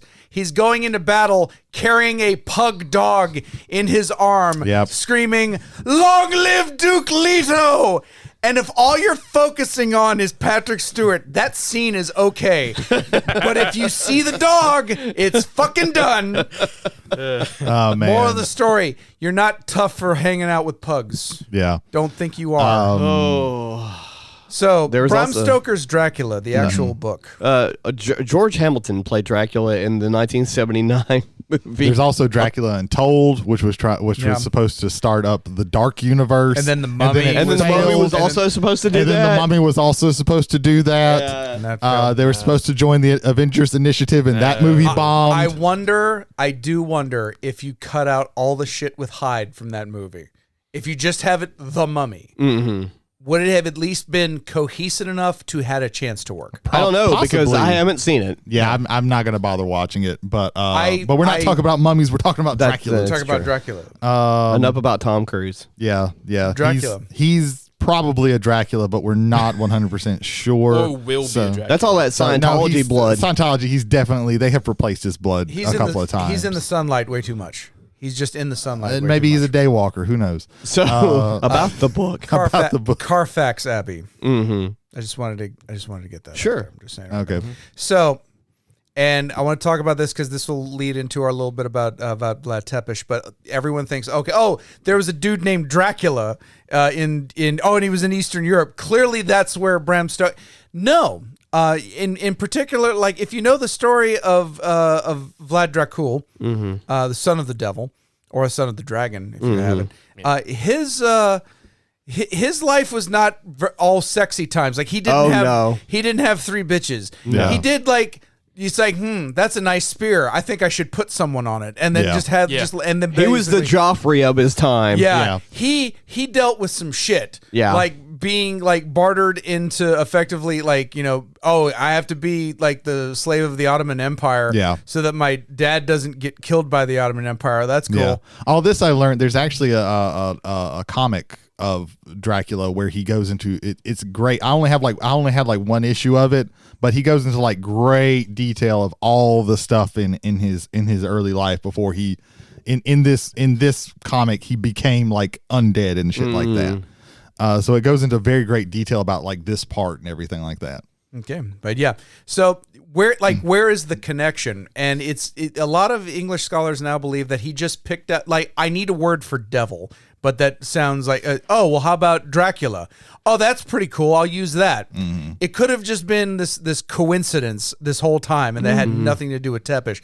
Of course, we now have Francis Ford Coppola to thank for a much stronger I can't think of a word for tether. A tether between the two to kind of link them up there. But more so, we have the stories of Carmilla and we have the stories of Elizabeth Bathory. Elizabeth Bathory. And the notions again, this notion of playing with sexual identity or questioning sexual roles, bathing inside, in blood, bathing in blood, like how the blood rather than being like something that's just like stumping around graveyards, and like because let's consider zombies and vampires. We mentioned that one thing is the nobility, but the other thing is the fact that zombies will continue to decay, get old, look older, and you'll have the eternal youth of being a vampire. Basically, you can think of vampires are how the masses see the nobles, and zombies are how the nobles see the masses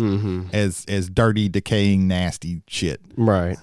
Sorry to interrupt. Oh, no. I think that's a wonderful interjection there. But again, this notion that there's this underlying passion to, especially a lot of Victorian Gothic era things that are kind of going on there. I bring up the fact that the brides are the ones like lusting after Harker in the book to the point where he has to hide, which is kind of a flip of the roles, right? Especially as established in Victorian era England, I guess, in the Western civilization. So I think there's something fascinating there to kind of talk about that, and the notion that pulls it away from being Vlad Tepes, and that this was more so created for like a Western European English audience based off of things that Stoker would have had a lot more familiarity with. It's just that he needed a cool name for his Eastern European vampire, and so he went with Dracula. Yeah, and in the world we live in, there are 15 billion biopic books and movies that come out every year. I don't think somewhere in the mid 1800s, Bram Stoker just came across the lifetimes and trials of Vlad Tepes. Yeah. You know, because it's a Romanian, at the time, probably an extremely obscure Romanian emperor / king. You say mid, but the book was first published in 1897. This was close to the turn of the century. Right. Well, I'm just saying, like, in order for you at the time period to come across something of historical significance that would inspire you at a young age to write about it, it would have to have existed already previously. Yeah. And it probably didn't. Well, Carmilla was like the 1850s, so that already existed and that was in play again. Right. The Tales of Elizabeth Bathory are also in play there as well. There's really, like, after kind of just doing a cursory glance, it's something I would like, if my English major senses started kicking in more, I'd actually like to dig a little deeper in there to see what the availability was. I think specifically Bathory was a big influence. Was a big influence, and the fact that in order to tell this story, the monster has to be a man, because I don't know if Victorian England would be ready for a Carmilla or a Bathory. Probably not. Just thoughts in my head. Keep talking. I'm looking something up. Okay. Keep talking. Castlevania, the animated series that went for 4 seasons. And they've now done Castlevania Nocturne, which I haven't seen. But okay. That was very good. Yes. The interesting thing that it does in most Castlevania games, Dracula is the unrepentant bad guy. He is always in this. It makes him very conflicted. Like he kind of, he basically, like, you understand his motives. Like he wants to destroy humanity because they fucking killed his wife. Took the one thing that he truly loved. Yeah, the one thing in all the world that he loved, they took that away. He was already annoyed with them to begin with, because it's like, oh, you blindly follow what the person with the biggest stick or like what seems to be like the highest authority says. You have the solutions for your problems right there. You don't take them. And then he meets a human that is okay, I can maybe change my mind like that. People are different. Yeah. Okay, this is cool. And then they all kill her. Oh, you burn her at the stake. Awesome. This is wonderful. They accuse her of witchcraft because obviously she doesn't think like the rest of society. I don't think there's a single character in that series, and I may have to dig for it, that is just one note. That is a really well put together cast of characters. Everybody has a motive. The head of the town in the third one, the revelation with that is a little. Yeah, that's fair. Is a little. That's fair. But yeah, most of the characters like there are some of the vampires in the second season are a little bit one note, but they're just there. They're literally there to have a gigantic fight scene, a gigantic fuck off fight scene, set to bloody where tears. where fucking Trevor and Sypha and Alucard just fuck them all up, and it's.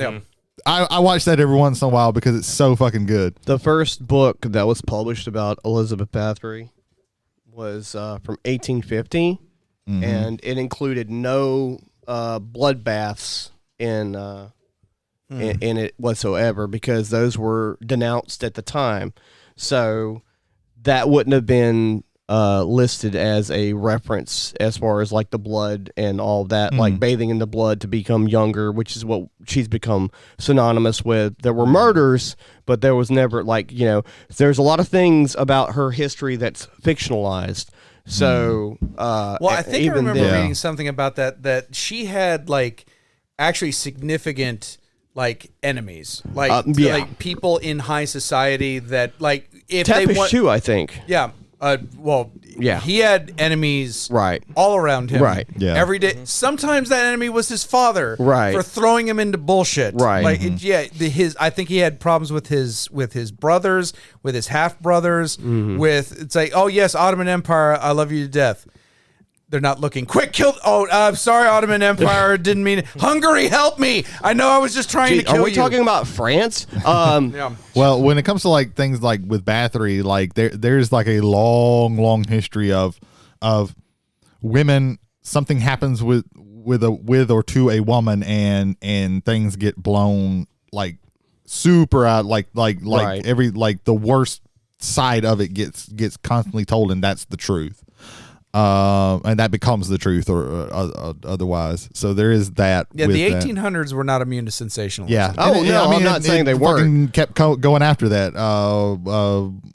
What was that chick in Italy that they got that they said were doing satanic rituals and shit? Like that shit's still going on. Could have also been like the story that inspired Mary Shelley to write Frankenstein. Actually garnered its own movie When she lost her virginity in a cemetery. It's called Gothic, and it's basically about how one night her husband Percy Shelley, terrible poet, and some friends stayed up real late drinking and came up with a bunch of horror stories. She had a nightmare and then wrote about it, and that's how the idea for Frankenstein started.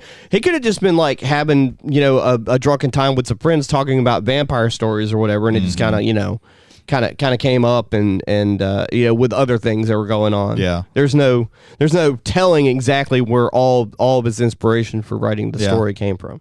I also want to really quickly mention we're getting to pretty long here, but sure. There's Dracula is also a big component of Marvel Comics. Yeah, that is true. He's fought everybody. He bit. Storm of the X-Men became a vampire because of him. Jubilee of the X-Men Jubilee is a vampire.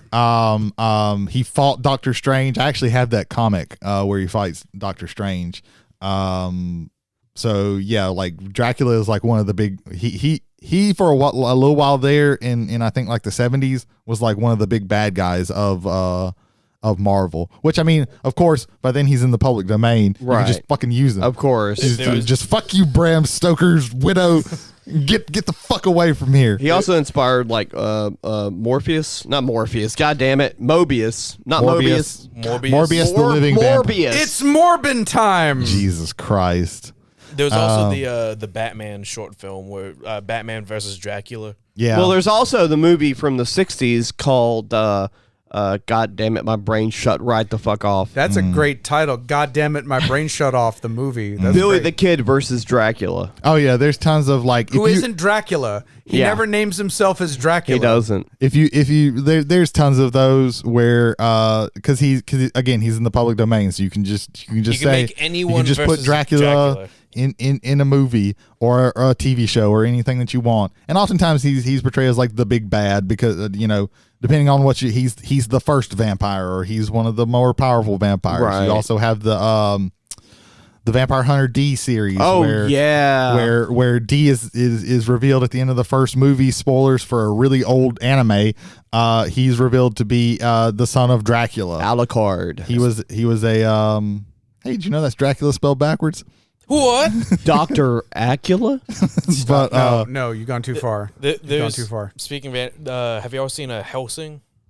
I haven't. I've seen bits and pieces of it. I keep saying like I need to get that anime and watch it. Hellsing is really good. Hellsing Ultimate is really good. Hellsing Ultimate, yeah. Hellsing Original is okay. Yeah. Hellsing Ultimate is fucking fantastic. And However, Van Helsing starring Hugh Jackman is not. Yeah, that one was. Ugh. But like the anime, to my knowledge, it actually goes with the Vlad Tepes line. Yeah, of, most things like, that's the nowadays, same guy. if they're gonna do Dracula, it's Dracula was Vlad. Also, it uses the awesome trope of I'm a vampire, but I also hunt vampires. I'm a vampire, but I renounce what I am. Mm-hmm. Yeah, And then the person he works for is a direct descendant to Helsing. Mm-hmm. So yeah. So the anime Hellsing is very good. it is. Yeah. Ultimate Hellsing. I've heard really good Is things it about it. because I'm not a fan of it, but is it like the difference between Full Metal Alchemist and Full Metal Alchemist? Yeah, it Brotherhood? did. Pretty much, yeah. Okay. I think also like they ran out of source material. Also, I want to say Yeah, I think Hellsing, the original Hellsing, just kind of stopped because they again, yeah, they didn't. Also, it was a bit goofier than Hellsing Ultimate as well. Which Yeah, is and closer they to were the like, story. get all this goofy shit out of here. We're going to be as serious and as edge. It borders on edgelord to me. Without, Also, it's not that he's 100% volunteering for it because Van Helsing's descendant has a power over him as well. So, There you go. but Yeah. yeah. There's also the Hotel Transylvania movies. I've had to watch those with my kids quite a bit. There's Van also- Helsing actually shows There's up in also that one. Transylvania 65000. You mean Dracula voiced by Adam Sandler? Yeah, only in the first three. The Yeah, first three. no And then more. he dipped in the fourth. No more. Oh man, but yeah, Dracula is like this. He's usually like if somebody's like, let's have a vampire who is like the big bad. That's who you get. There's also like the influence Dracula has in like other medias for like vampire that's not Dracula but very Dracula-esque. Oh yeah, they borrow from that trope. Quite a bit. Usually somebody if they're doing a vampire, it's taking something from one of the Draculas. Yeah. to make, Like pallid skin, dark hair, fangs, Control over non-vampires. control over animals, Yeah. control Cape. over vermin, a cape. Yeah. No, not just a cape. Right. A black cape. A black cape. Just, and usually it'll either go if they're going from Lugosi or the Hammer films, it's the slick back hair. Right. If they're coming from like the Coppola Dracula, it's long hair. You know. And then you also have like usually they'll be parodying the beginning of Bram Stoker's Dracula, where he's got the big gigantic white wig, parodied and things like I think Dracula Dead and Loving It parodied that, and then Treehouse of Horror also parodied that. There was Mr. Burns was Dracula. Have any of you seen the 1979 Nosferatu movie with Klaus Kinski? No, I want to because it's Klaus Kinski and Werner Herzog, and that is a combo. That for is the a good ages. combo. There's also what is it? It's there's one in the 70s where Frank Langella played Dracula. there is with the Nosferatu there is it Sign of the Vampire, where it's about the making of Nosferatu, where Shadow of the Vampire, where Willem Dafoe is Count Orlok, and John Malkovich. John Malkovich is the director of Nosferatu. I cannot remember. Is Murnau. Yeah. F.W. Murnau. And except that the guy playing Orlok is actually a fucking vampire. He's actually a fucking Nosferatu. Why couldn't you eat the script, girl? I will eat her later. Yeah, so if you want to see like a batshit Willem Dafoe, It's really good. but I really want to see the 72 Nosferatu because Werner Herzog and Klaus Kinski have tried to kill each other on set multiple times. Yes. And that is And they're something- best friends. Yeah. And I also want to shout out. I know it's a series. I haven't watched the series, but the movie's fucking amazing. That's What We Do in the Shadows. Yeah, I've watched a bit. I watched a little bit of the series. And I haven't. I love Taika Waititi, so I need to go back. The and movie watch it. is amazing. The movie is fantastic. Yeah. I would like to end our discussion on Dracula with a new segment that I would call "What is Ian thinking?" Because like 3/4 of this was us. Who's so, Ian? Ethan. It's Your new name is Ian Skinner. I'm sorry. It's just the way it Ian is. Skinner, present and talking. All right, there we go. It's not that I don't have a lot for discussion wise. It's more so it's a field that I don't want to like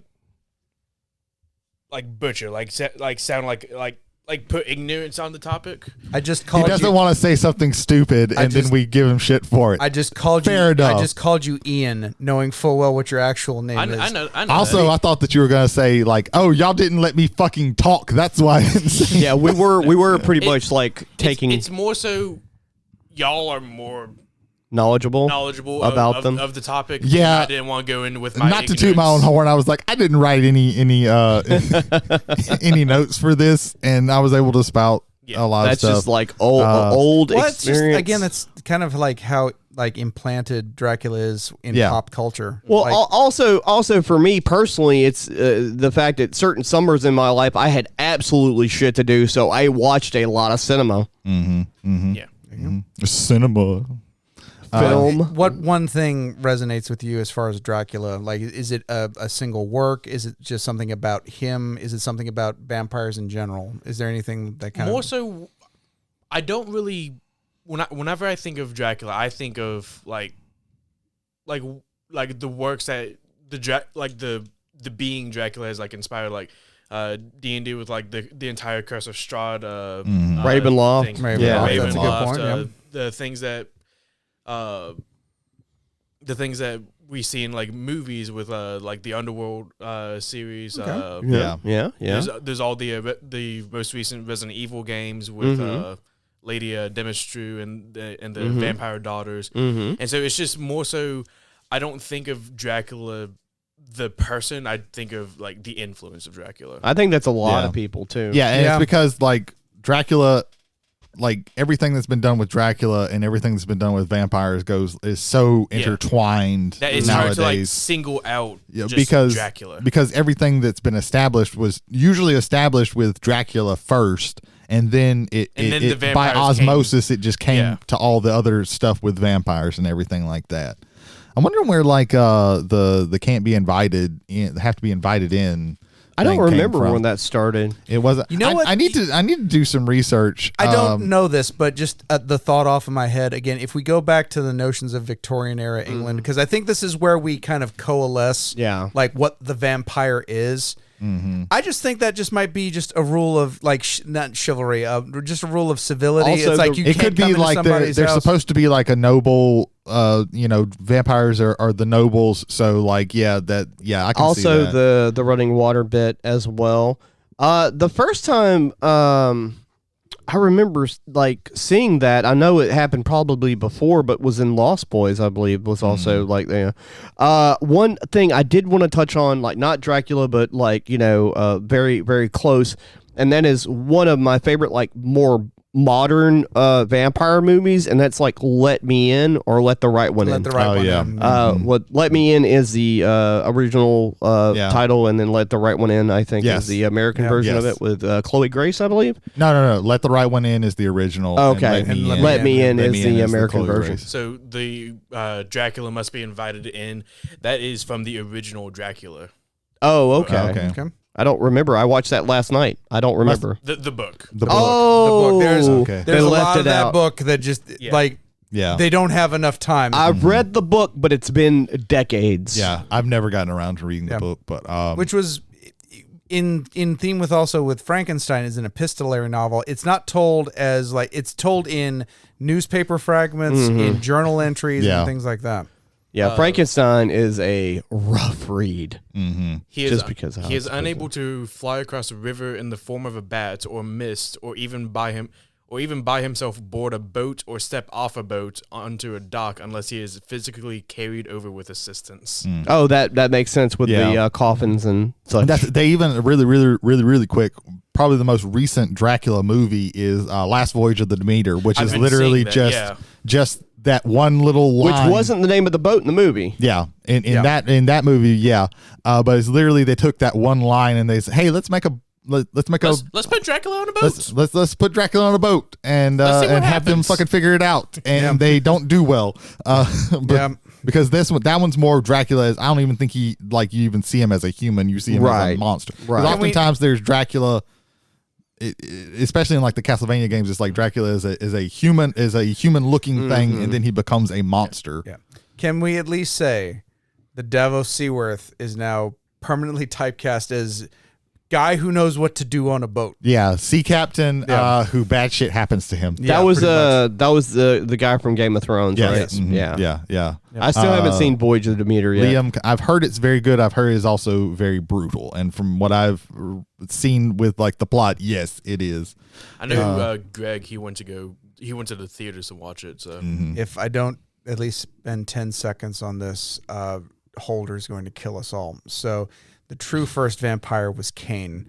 And then he had 3 children, and then he had 13 antediluvian children, and that is Vampire the Masquerade, and that's as far as we're going to get on this one. If you would like to talk more about Vampire the Masquerade, it's going to be another time. Monster Squad. Really quick, he's going to murder you if you don't mention Monster Squad. No, he's going to murder. No, he's not going to murder me for Vampire. He's going to murder you. I just mentioned Monster Squad. Then we are safe. The werewolf has nards. Yeah. Yes. Does Dracula factor into anywhere with Vampire the Masquerade? Yes, like Bram Stoker's Dracula exists. It is a story that Dracula told directly to Bram Stoker. Oh, okay. And the Camarias got mad about it. It's like, this is going to reveal everybody. Also, and instead, because it was legendary and all this stuff, it actually perpetuated the myth. And so they were cool with it. Also, I have to say this every time we talk about Vampire the Masquerade, that tabletop RPG was inspired by several different pieces of media, including Dracula, which Bela Lugosi's portrayal of Dracula inspired the Giovanni and the Ventru and the Tremere. Yeah. Mm-hmm. Yeah. Those are clans in the Vampire the Masquerade role-playing game. If this is the first and only episode of the show you've ever listened to. Yeah. Wolfman got nards. Yeah. Wolfman got nards. There you go. Brady, I would bestow upon you the first plug of the evening. Okay. The Whiskey and Wrestling it's a show where our friends that we one of them we just mentioned, Jason Holder and Michael Hill, they talk about wrestling and they pair that with some alcoholic beverage, usually a whiskey, but sometimes you get The Rock's tequila and it's terrible. Or you get Baron Yager. Baron Yager, which is honey mead liqueur. Which is pretty good. It's pretty good. Holder let us have some, and it's solid. It seems like a good mixer to put in something else. But yeah, check them out if you want to hear talking about. Sometimes they do. Most of the time, they talk about the more recent stuff that's happening in wrestling, whether they are complaining about some bullshit or they are praising some good shit.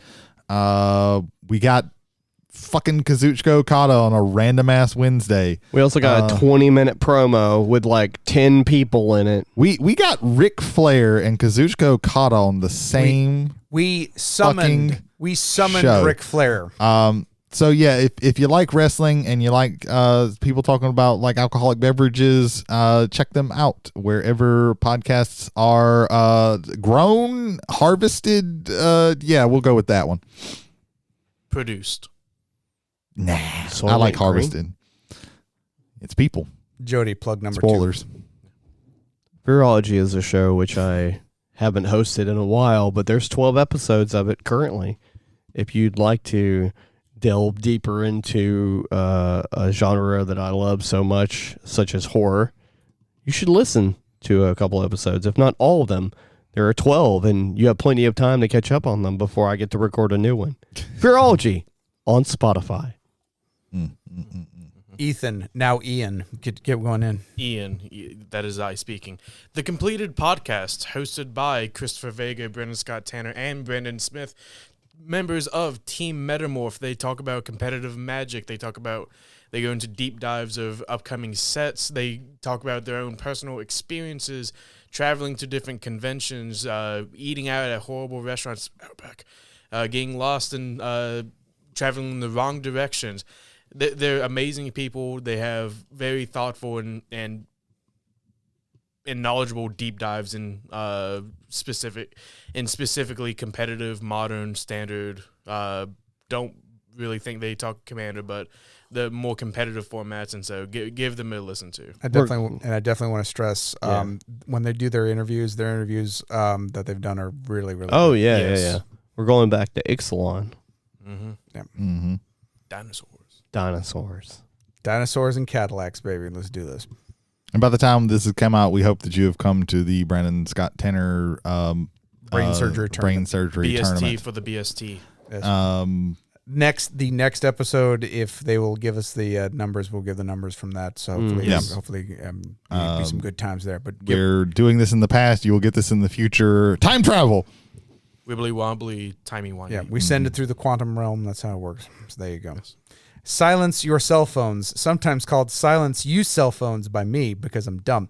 But Kevin Sheldon, Jared Hubbard bringing you news and views on the world of movies, more modern types that you can go to theater to, and some of the ones that you can actually stream on the television. In addition, they also do TV series when they are so inclined, and they love anime. So we will forever be apart. Oh. And we will forever be friends. But we will forever be friends, absolutely. Mm-hmm. But yes, all major platforms where you can get podcasts, you can find Silence Your Cell Phones. Also did their YouTube show, which has been in a bit of a hiatus for a little bit. Hopefully they will bring that back because I love the work they were doing on that.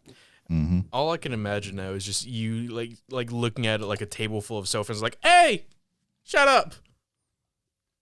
Like silence you cell phones. Silence you cell phones. Yeah. Silence you cell phones. It is I, Caesar James. This is the appropriate reaction to all these jokes. Yes. Ladies and gentlemen, next week we're going back to the Mega Mixtapes as Brady Davis will be providing us with his master tape of three wonderful volumes of music. That's where I'm going to go with there. But yes, 3 albums that we will listen to and give our critiques of as we do a wonderful musical banter in such, therefore, whereas, and how. And I'm going to go ahead and give these albums Breaking news. so that if you want to, you can listen to them before and then text Ethan all of your opinions.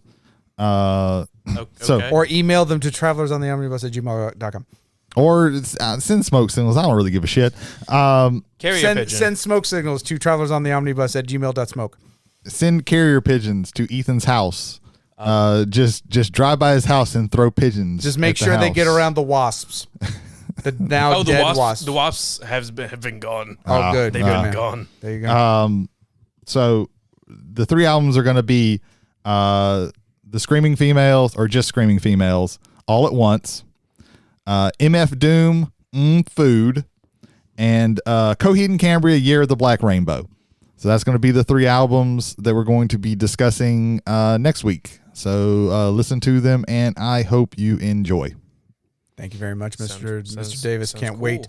So, ladies and gentlemen, once more around the room with feeling that we have been travelers on the omnibus. My name is James McCarthy. My name's Ethan Skinner. My name's Jody Kite. I'm Brady Davis. Thanks for stopping by and enjoying the ride, guys. Bye-bye.